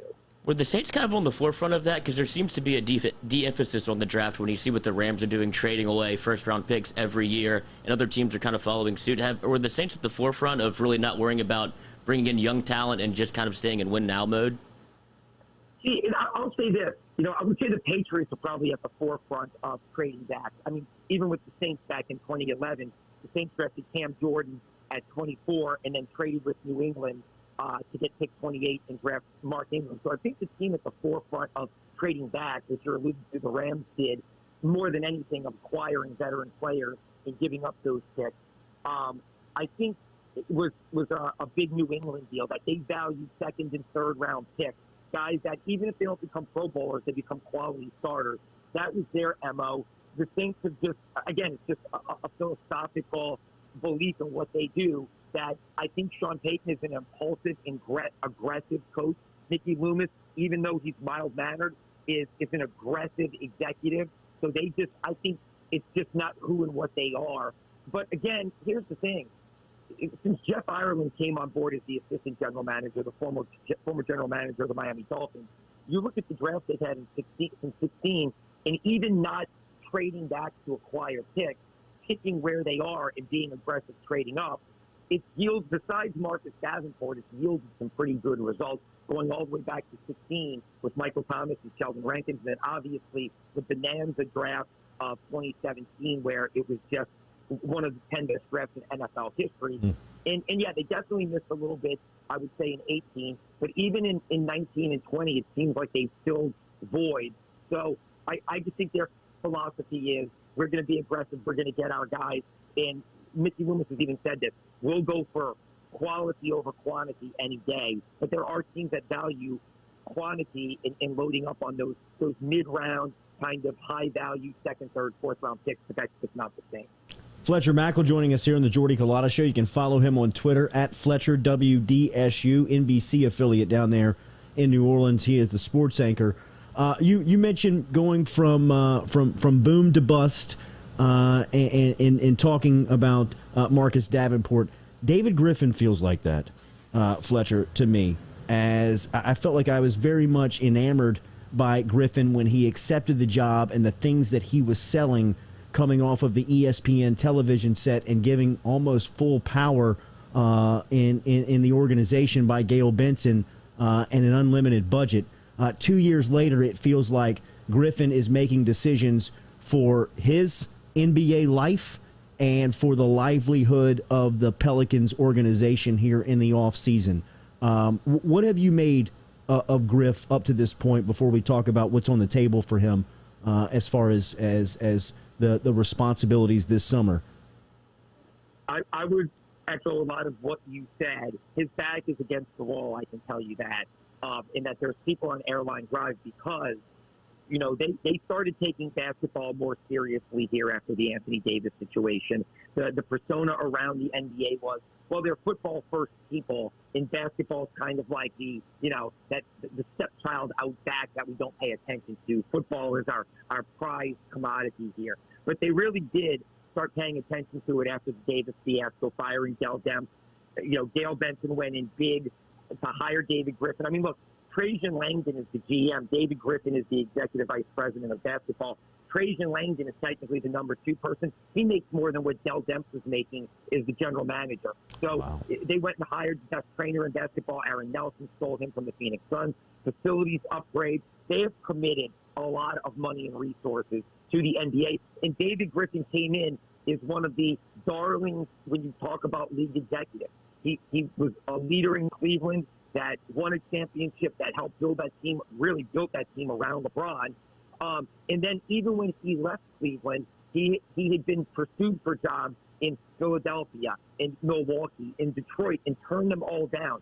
So he had built up this, wow, who's going to get this kind of uber whiz kid, so to say, even though he's not a kid.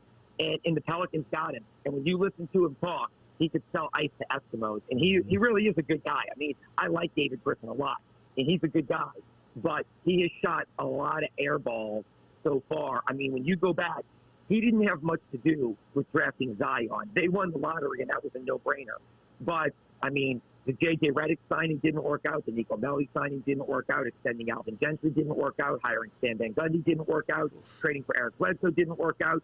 Steven Adams is I don't want to say it didn't work out, but it wasn't exactly great. So there haven't been a lot of successful moves to turn this franchise into a consistent winner. And now he's going on his 3rd head coach in less than a year. And let me just say this. He will not hire a 4th head coach. Right. That if he doesn't get it right this time, he will be out, and they will be the laughing stock of the NBA. Right now, if I had to stack up the 30 NBA teams, the Sacramento Kings are still the most dysfunctional, embarrassing organization in the league. Vivek Ranadive, all the general managers and coaches they've had, they haven't been to the playoffs since 2006. They're awful. The Pelicans are making a run to the medal stand, though, to get up there. And it's a pretty close race between Minnesota, Detroit, and New Orleans for the next 3 worst teams in the NBA. Now, that being said, the Pelicans do have Zion, and they do have Brandon Ingram, and they do have young assets and draft picks. So David Griffin still has the ability to make moves this summer, hiring a coach, building a roster, but he better do it this summer. And I'm not saying they gotta be the Phoenix Suns. They don't have to go from missing the playoffs for a decade to maybe competing for a championship.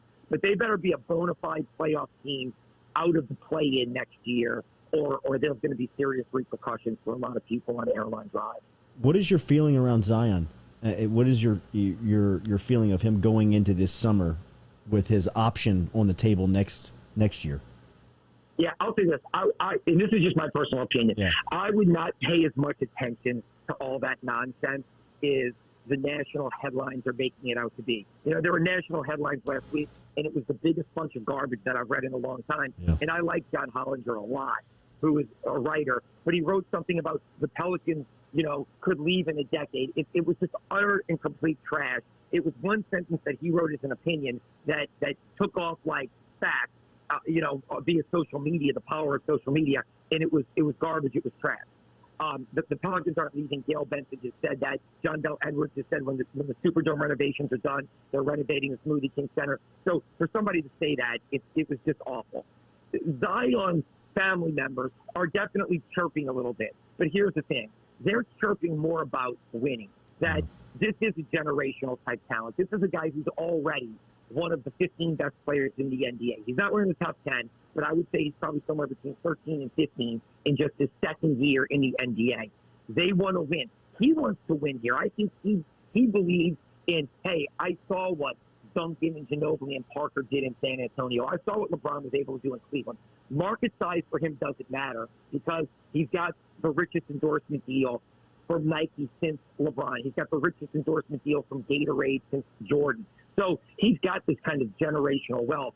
I think he doesn't want to get stuck on with an organization that is stuck in loserdom, so to say. So I think if they won next year, it would quiet a lot of the chatter of does he want to be there, does he not want to be there. And the reason why I say don't pay attention to it is twofold. One, he's only in his second year. And even if hypothetically after next year he demanded a trade out, his options are not what a player, Anthony Davis demanded out in year 6. Chris Paul demanded out in year 6. LeBron and Durant left after year 7 via free agency. Kevin Love got traded in year 6. Those guys were closer to hitting unrestricted free agency, knowing that they could walk away and the team knowing they could walk away. Zion technically can't get out of New Orleans until after his 4th or 5th season. So even if he went nuclear after next year and said, get me out of here, I won't play, the Pelicans could say, hey, you know what? Sorry. Just what they did with Anthony Davis. Go waste some years of your prime here. We have no intention of trading you. So he has to walk a fine line.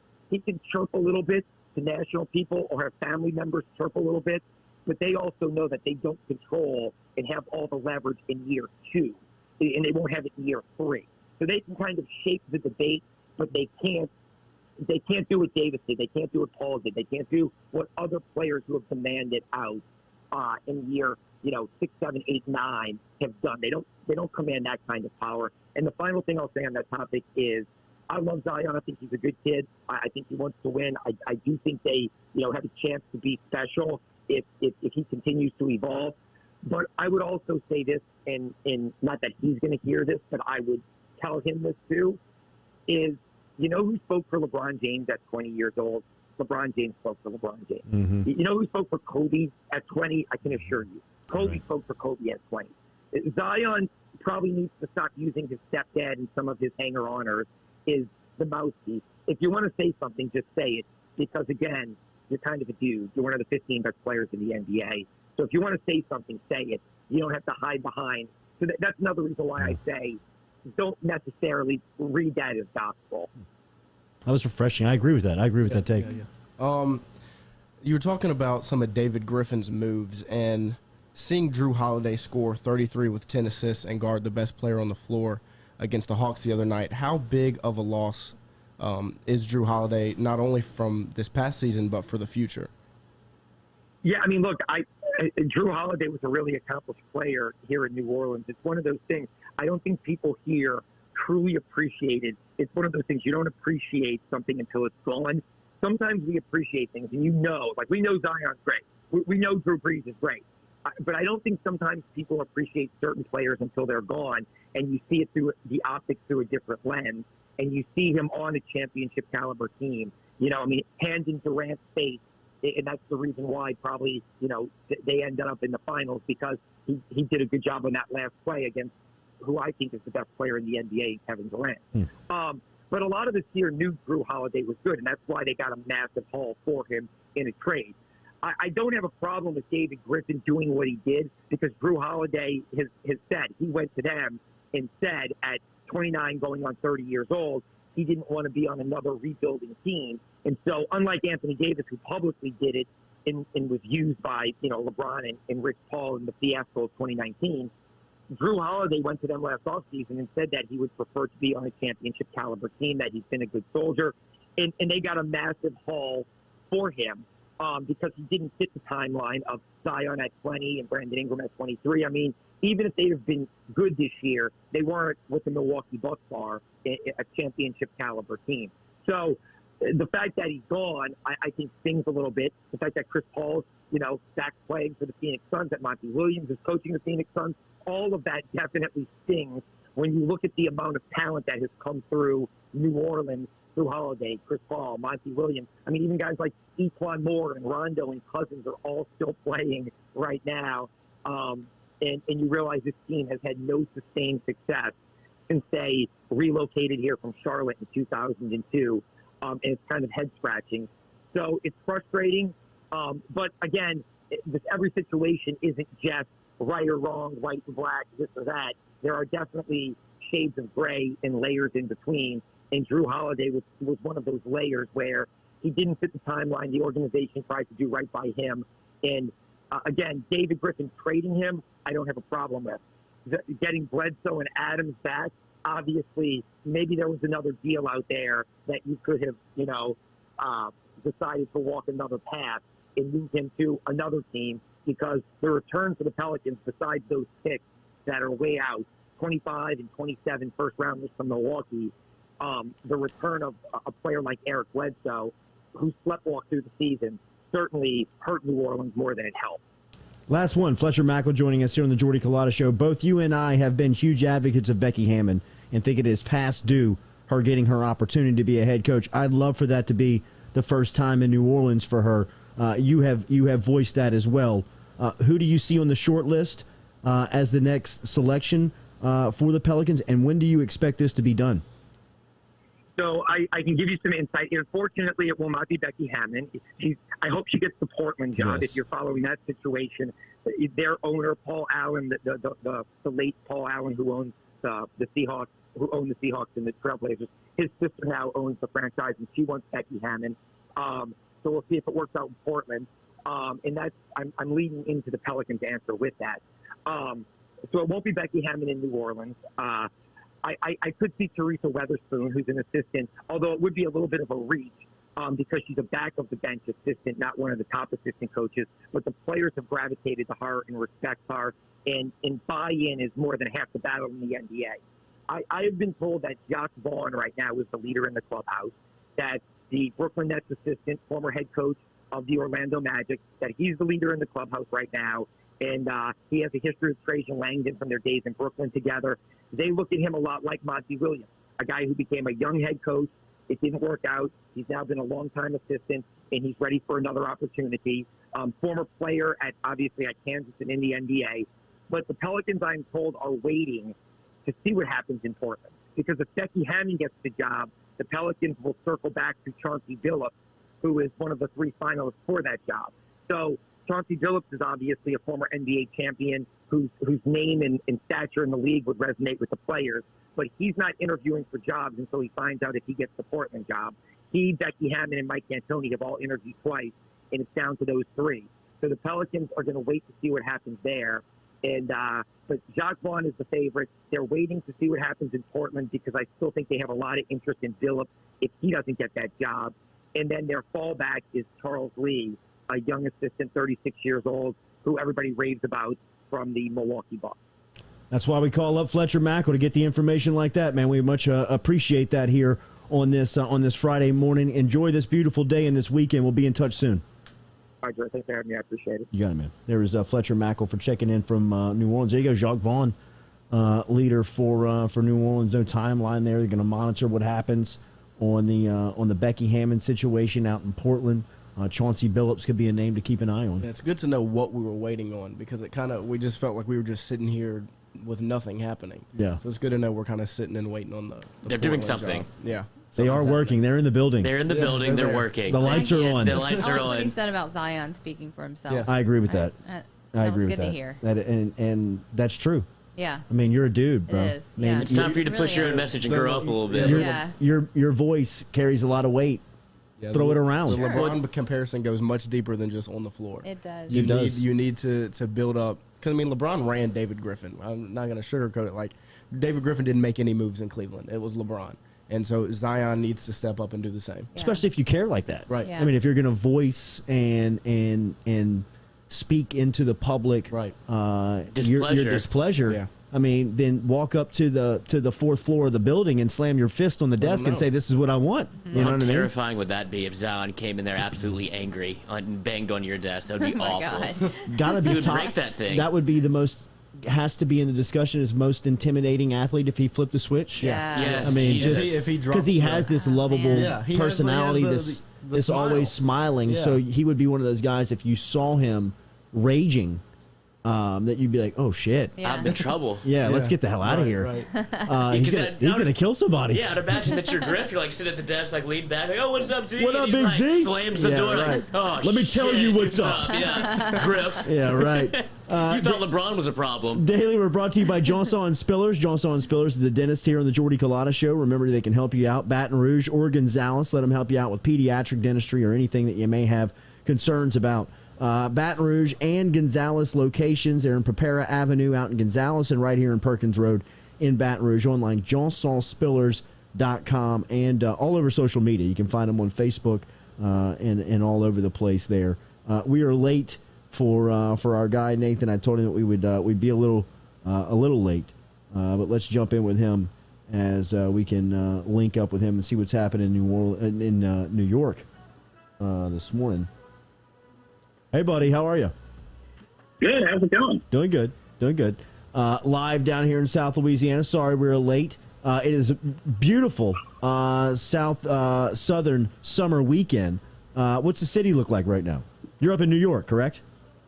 Oh, yeah. No, city's looking good. I think it's like 75. The weekend's supposed to look really nice. Oh, yeah. Nice. Yeah. Get outside, Nate. Central Park, buddy.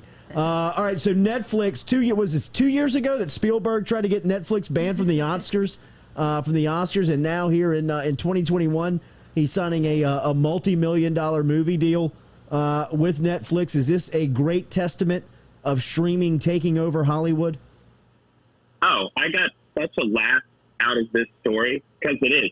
It's a total 180.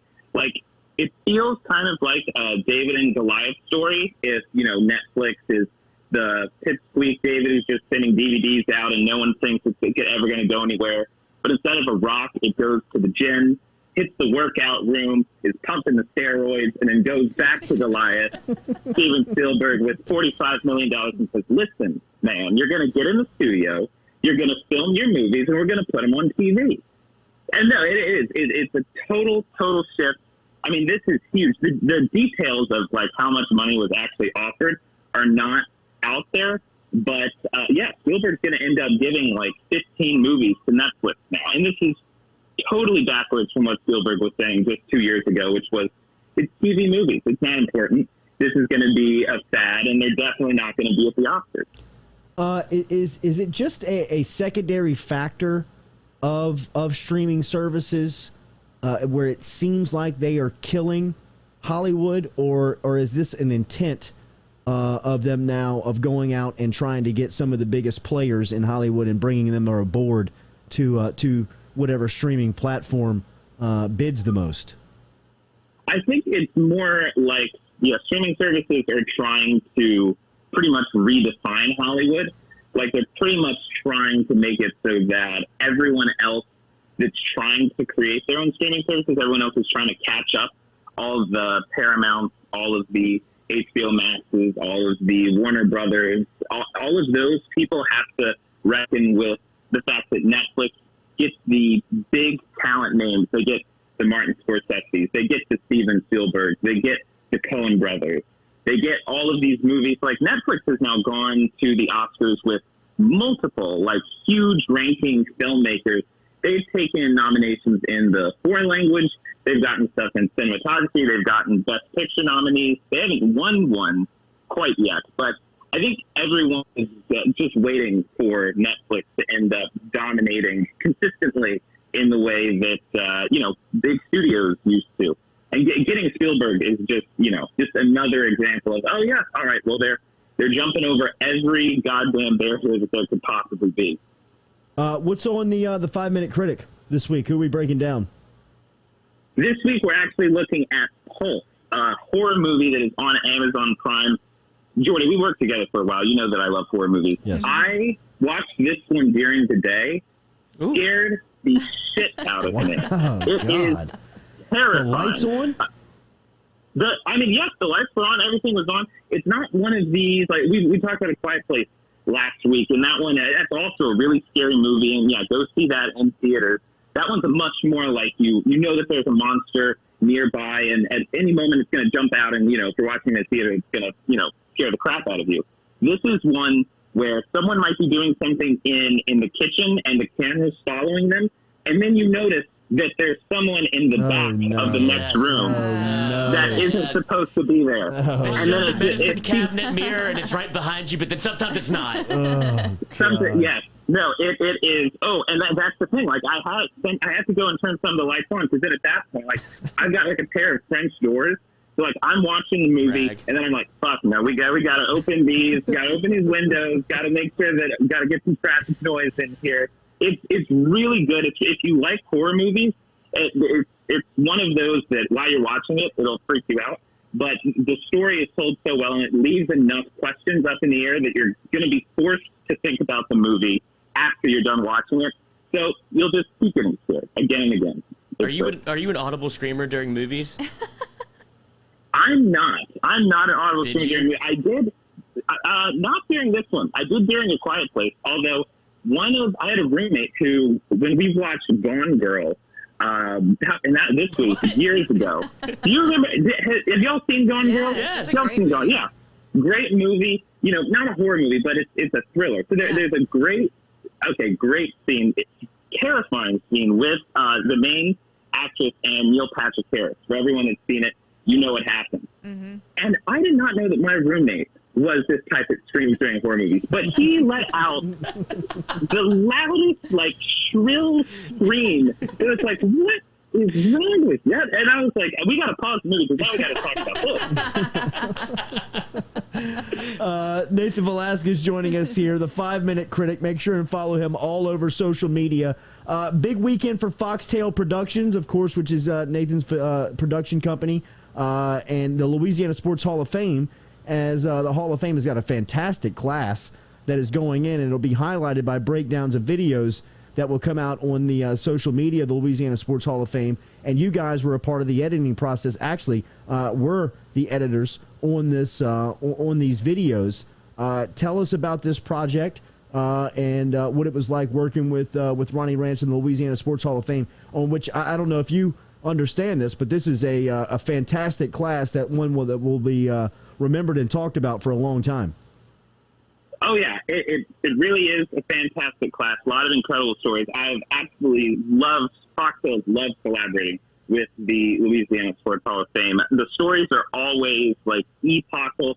For the one that stood out for me this year was the Ronnie Coleman story. I never really understood bodybuilding, what went into bodybuilding, and the level of dedication and just, I guess, way of looking at that sport as an art form.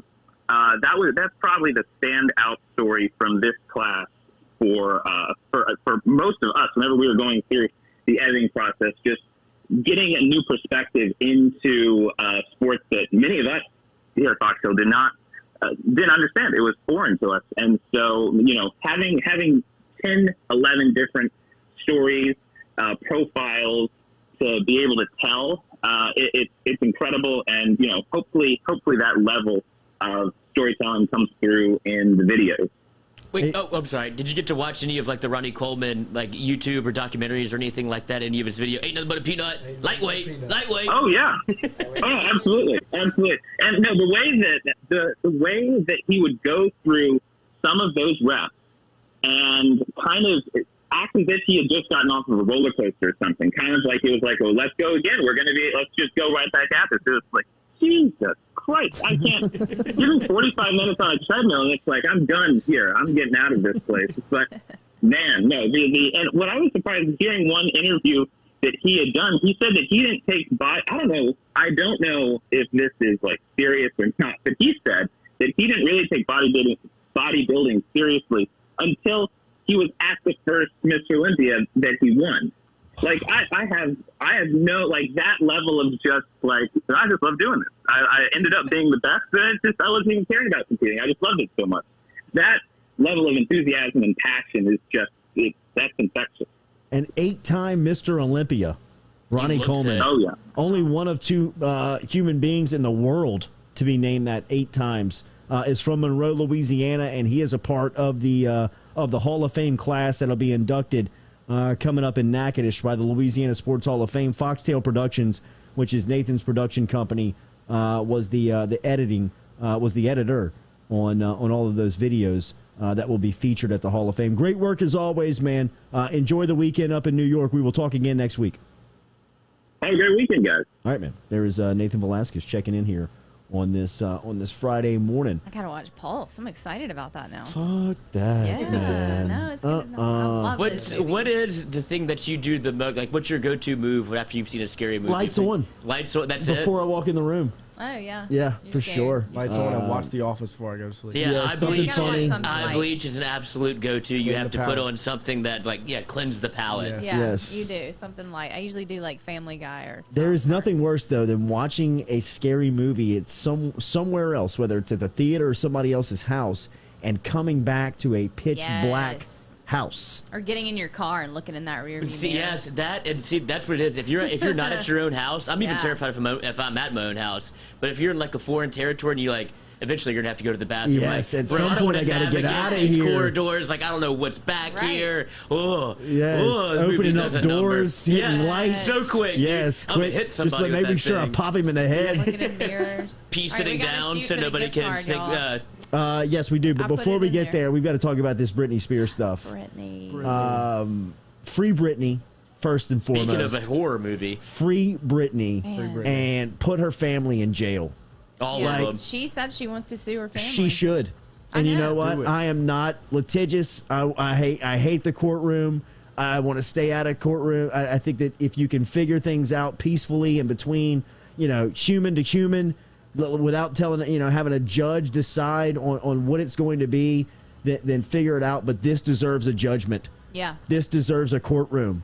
I mean, what in the hell I know. have they been doing to Britney Spears for the last 13 years of her life? I mean, what she described yesterday in a Zoom call to a courtroom, and what felt like a judge that had sentiment for what she was going through. Yeah. Finally, somebody who was saying, "I hear you. Yeah. I understand what you're saying," and that did have she is to interrupt her and sensitive. tell her to slow down. Because though. she was I probably mean, so yes, excited that I am yes. getting this Finally. out. She said she didn't want to get off the phone with the judge. because it That was to somebody me, who that was the listened. most heart, because she said she didn't want to hang up because her life is going to go back to people telling her Yes. no and people telling her where and how she. I mean, the story of the 4-week psychiatric ward Yeah. that she was in Beverly Hills that her family had to sign off on to put her in, that cost her own $60,000 a month to go into, and how she looks around and sees buses, trucks, people filled with equipment, people,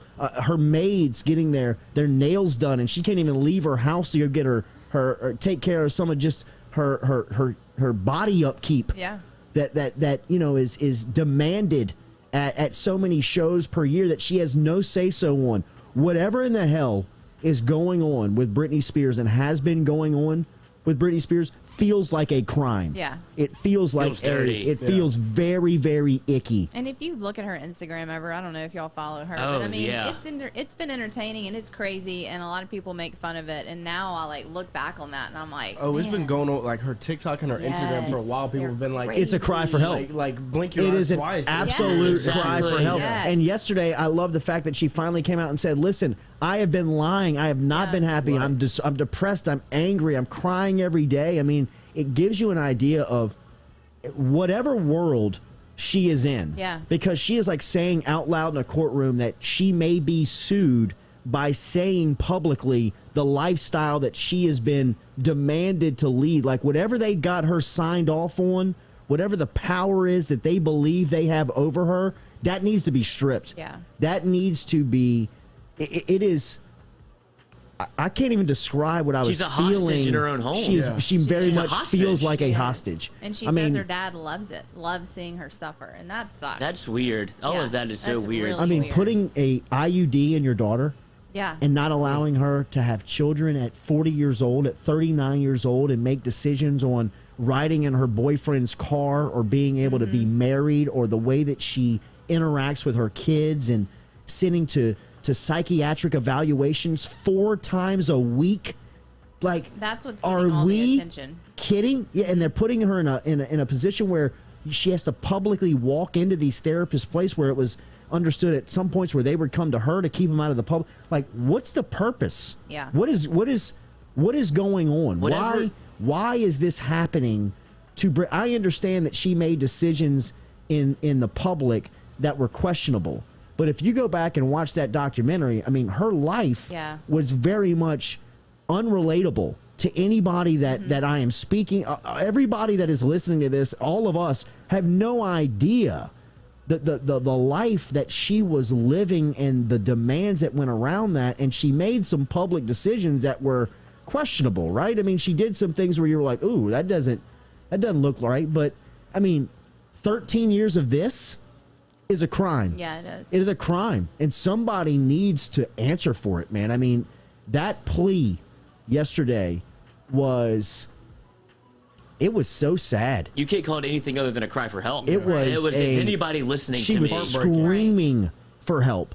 I mean, like, the judge had to tell her twice, Brittany, slow down. These people can only type so fast. Yes, but there was no ums, there was no break, there was no, what am I trying to say? You know what I'm saying, you know what I'm no, it was very much full explained details. I mean, it was a picture that was colored in the lines perfect. I saw exactly what she was saying. Yeah. I mean, I heard exactly what she was saying. I mean, break me out of these chains, man. Yeah, she's been telling that story to herself for 13 years. Like, I can't wait to have a public forum to be able to, like, and I'm good, as the entertainer she is, like, I'm going to nail this part in terms of I know exactly what I want to say, how to say it, and I'm going to turn it on for the judge. My first question would be, if I was in that courtroom with everybody sitting around a table, is how in the hell did this happen? I know. That's how did we get here where 15 years ago she is the most popular person on the planet? She's the biggest entertainer in the world, and she's done things that we've seen Hollywood make people do, but now she can't even decide what she wants to eat. Right. Like, she can't even cook herself her own meal in a multi-million-dollar home that she is paying for. And she's paying for everybody else that's around. I mean, everything is her money. The fact that her dad is taking that cash monthly like that, bro. I think that's all you need to see. It is sickening, man. And I am good friends with Gino Marino of Gino's Restaurant. And there was a time period where you couldn't walk in there and not see Jamie Spears, Brittany's dad. I mean, there's a reason why her stuff is all over the wall right when you walk in. I mean, all of her multi-platinum albums and her sitting in the bar at Gino's signed to I mean, her and Gino's dad are like this. I mean, her dad and Gino. Yeah, Jamie Spears and Gino are like thieves. You know, I mean, they're thick as thieves. But I mean, and like I said, you could go in there for a decade and you could see Bo Pelini and Jamie Spears. Like, you knew those two guys were going to be there every single time you'd walk in there. I mean, they'd be sitting there. And like, and hearing the way that he talked about her at the bar, like, I mean, it was very much a prideful dad speaking about his daughter. It wasn't like a felon or a thief talking about somebody that he's taking advantage of. And if you listen and read and watch that documentary, bro, how the hell do you sleep at night? I know. How do you sleep at night? Look at yourself in the mirror. That kind of control is frightening. The fact that he was awarded that kind of control, but the fact that it can happen. Yeah. That can happen to almost, like, I don't know the ins and outs of it, so I can't speak on her, you know, whatever her status is.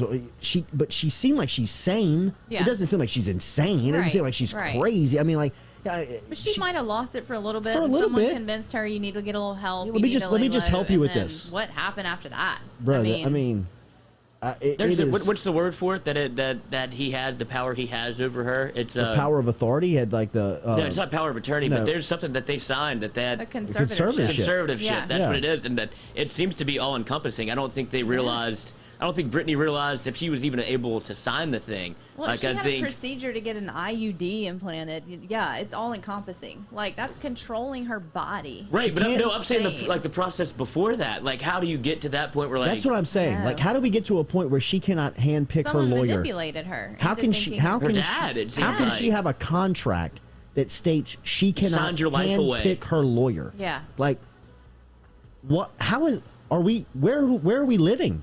What society?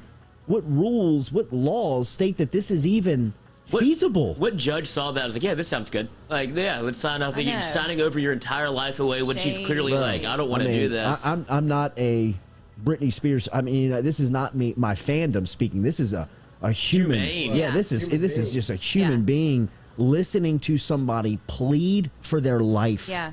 If you listened to that yesterday, she is pleading for her life back. Mm-hmm. I mean, like, she is begging somebody to unchain her life and give it back to her while she is a free human being. Yeah.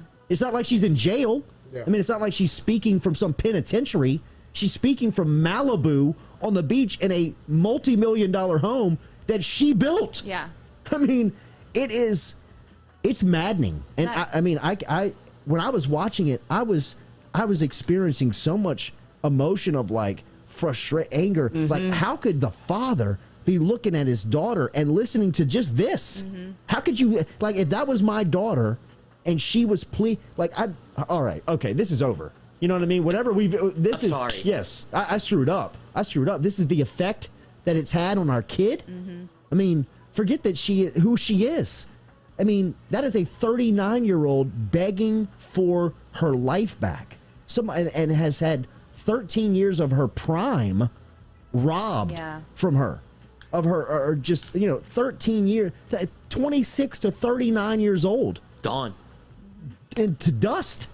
And just like that. Without having her kids around. And it seems like the dad doesn't even realize that that's his daughter anymore. Or doesn't care. Yeah. Doesn't care. Just It's all turned into money Just because business, there's no way. Like, what's her net worth? $60 million is what it's supposed to be, is what it's alleged. It was probably $100 million at one point. So that man has probably taken over $50 million from her. And he wants to keep that quiet as much as he can because he don't want to change his lifestyle. He treats her like a pet. He's like, I guess I'll go check on Brittany. Exactly. Like, that's your daughter. It's unbelievable that he just, like, the effect money can have on somebody that you would forget about your own kid like that. Amen. Is maddening. Amen. It is definitely, it is the sign of the evils of money.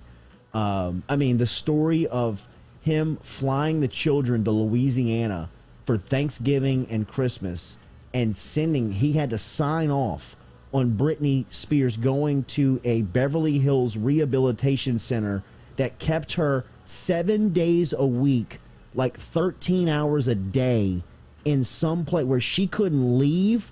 She couldn't go. She compared it to the only industry that is sex trafficking. Yeah. Where you take away their ability to choose for themselves. You lock them into a room. You tell them that they cannot leave. And she said, what the hell have I done? I'm paying for this service. Mm-hmm. I'm the one that's cutting the $60,000 a check monthly to make this. And I don't want to be here. Get me out of here. I mean, it's almost worse than prison. It is. It's almost worse. It's almost worse that you're paying for your own imprisonment. Yes. 100% worse than prison. Yeah. And if you take a step back like we are and look at it like, well, it doesn't make any sense. And I had raised the question yesterday in the group chat if you'd wanted to be Britney from those prime 2000 years. But when you really look at it, it just seems awful. It can't be worth it. But yeah, those early 2000s, she got to do. She lived the life of. From she was the most 99 famous from person of all 99 time. to 07, she was from 99 to 2008. She was the most famous person on the planet. She couldn't have walked into a coffee shop in East India and not been recognized. Right. I mean, she couldn't have walked anywhere in the world and somebody said, "There's Britney Spears," and she probably still can't. But the way that popularity has sunk into extreme, like. Hell is the only way to describe it. I mean, but like from friends and family, like concern. I saw Allie Sims, who's a local Baton Rouge, is a Baton Rouge citizen. I mean, she's from Baton Rouge, and just a person. She's actually Britney's cousin. She's Britney Spears' cousin, and on that documentary that was on Hulu, Yeah, I think documentary it is was. on Hulu. When she has the meltdown in the gas station, and she goes after the photographer. That's Allie Sims that's driving that car. Oh, really? That's her cousin that's driving that car. And she lived with Britney for a couple of years during that time period. Like, she really saw the firsthand accounts of Britney Spears being Britney Spears. I mean, like the most popular person in the world, she had a front row seat to it the entire time. And I have texted her and asked her to like come talk about just what it is. Fly on the wall. Yes, like from your perspective, somebody that is a friend, a family member, cares about her, has a relationship with her, sees your friend, your cousin going through this. What are we even watching? Like, what has happened to get us to a point where she is pleading for her life back in an open courtroom? I mean, that was a draining 10-minute video to watch. And it's not, and I'm not, don't feel sorry for me. I'm just saying, like, just from an outsider looking in, it was exhausting. You know what I mean? It was just like, oh my God, how can somebody be going through this? I think the biggest takeaway is how long it's taken for her to get to a forum. Yeah. Like, she's been on TikTok and Instagram, but she can't say what she wants to say because I don't think she gets to post them. Somebody else posts them for her. So for it to take 13 years for her to finally get to a judge that can hear her, that's the most maddening part, because I'm sure it's been blocked about, like you said, she can't pick her own attorney. Yep. Blocked there. Dad is lording over her. Blocked there. So any chance she's had to get to a public forum has been blocked. Yeah. So you could feel like the 13 years of just like almost de-stress. Slow down. Yeah. Slow down. It's gonna Take be a deep okay, breath. Take a deep finally. breath. Take a deep breath. You're good. You're in a safe place. Tell us. Are you sure you're not going to drag me out of here and give me some more lithium? I mean, like, she's like, I don't want to hang up. Yeah. I don't want to hang up. So It's like a what's gonna 911 happen to call. her now? I don't know. That's what I'm saying. So, like, it's really not over. No, you know what I it's mean? not. Like, she's still, like, as we speak, she's living in what feels like what she painted yesterday. It feels like she's in a hell, in a prison in her own house. I mean, she's begging for a ride in her boyfriend's car. Yeah, at 39. Yeah, you're not 13. I mean, like, a multimillionaire that's paying for all of this stuff, probably paid for that car. You know what I mean? sure. Probably bought that car. And she just wants to she just wants to be taken on her errands in her boyfriend's car. Think how simple of a request that she is making, and she is making it with passion and plea in her voice, like, She's on death row. I don't know if it'll ever happen again. Yeah. I don't know if I can ever even make that choice again. Man, good on that boyfriend, though, if he sticks this one out and she bro, gets I her mean, money back. At this point. Yeah, you got to ride that thing At out. this point. Well, you know, a lot of the time people were saying he wasn't really her boyfriend, that was like staged, and he was there to watch her, that he was like hired there to keep an eye on her. I mean, at this point, how do we know that he's not? I don't know. Well, but she doesn't act I mean, like how do you break into that? But she is like openly like making out with him on Instagram all the time, like talking about him. I mean, she acts like he's her boyfriend, and then people are in the comments like, it's not her boyfriend. I mean, so it's so Well, I mean, confusing. everybody's so it's not K-Fed. what's going on? No, it's not K-Fed. Where's he? He's I got the don't even kids. know. I'd imagine. Yeah, he has like full custody, I think. Oh, man. Oh, I'm sure know. he's going to check, though. That is The kids are crazy. okay. Absolutely. K-Fed. You got He's the some, real you got some hero. basketballs over Yeah, there? we need to shoot some No. balls. Harper's Haberdashery every Friday here, weekly here. We give away Feels like Monday that uh, you're back. It's crazy. It does sound like Monday. we give away a couple of gift cards here to go see Sam Willard over at Harper's Haberdashery. Was right there in the Highland Road Shopping Center, right next to French Market Bistro. So if you're around there, make sure and stop in and tell Sammy hello. If Noah can make this, we're going to give Rob Boudreaux. Remember, you got to watch the roof, brother. Rob Boudreaux, we're going to give him $250. As Rob was asking the name of the place that y'all stayed out in the beach area. We were down at Pensacola at a family friend's place.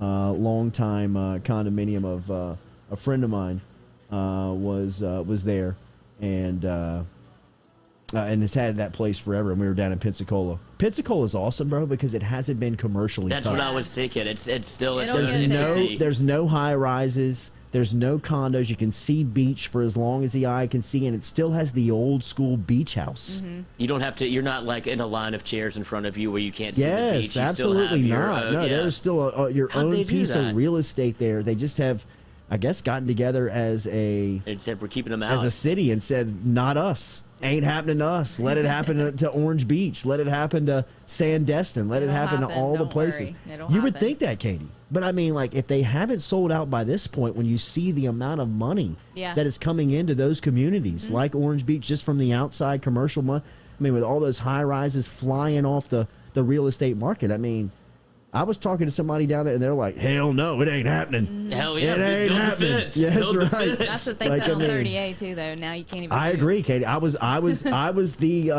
was playing devil's advocate Yeah. to the guy. You know Yeah. what I mean? He was like, "Boy, I'm telling you, this is generational around here. It ain't happening." Because I was like, "What's going to happen when you die off? You know, when your crew dies off? Because y'all are the obvious ones that are standing strong Yeah. and keeping people out. Our kids know." You know what I mean? First talk we have. That's right. That's right. We say greats and we say fuck them other people. That's right. All right, Noah, shoot him up, baby. $250 for Rob Boudreaux. Roof job. A Roof roof job. again. Roof job. Top defender in the city, right there. That's right. It is. all the right. Pat Bev. It is of the Pat UDL. Beverly band. My God. I mean, we hadn't talked a lot about the NBA. What do we do with Trae Young? I mean, what are we going to do with Trae? Who is Trae Young? I mean, this guy goes in, beats New York, bows to the Broadway crowd as he blanks New York and busts them out of the playoffs. Takes the He's- 1 seed. He's now got Ben Simmons as the butt of all NBA Making jokes. Ben Simmons considering what hand he is. I mean, this guy, Trae Young, and was it more about Simmons and Philadelphia losing the series or Young and Atlanta winning the series? Who cares? Atlanta and Young are in the Eastern Conference in the finals. Yeah. In the finals, and in Game 1, he's got 48-11 versus Giannis and the Bucks in Milwaukee and wins it. I mean, what are we looking at? Is this Steph Curry? I mean, is he Steph Curry at 21 years old? His play style is very, very similar.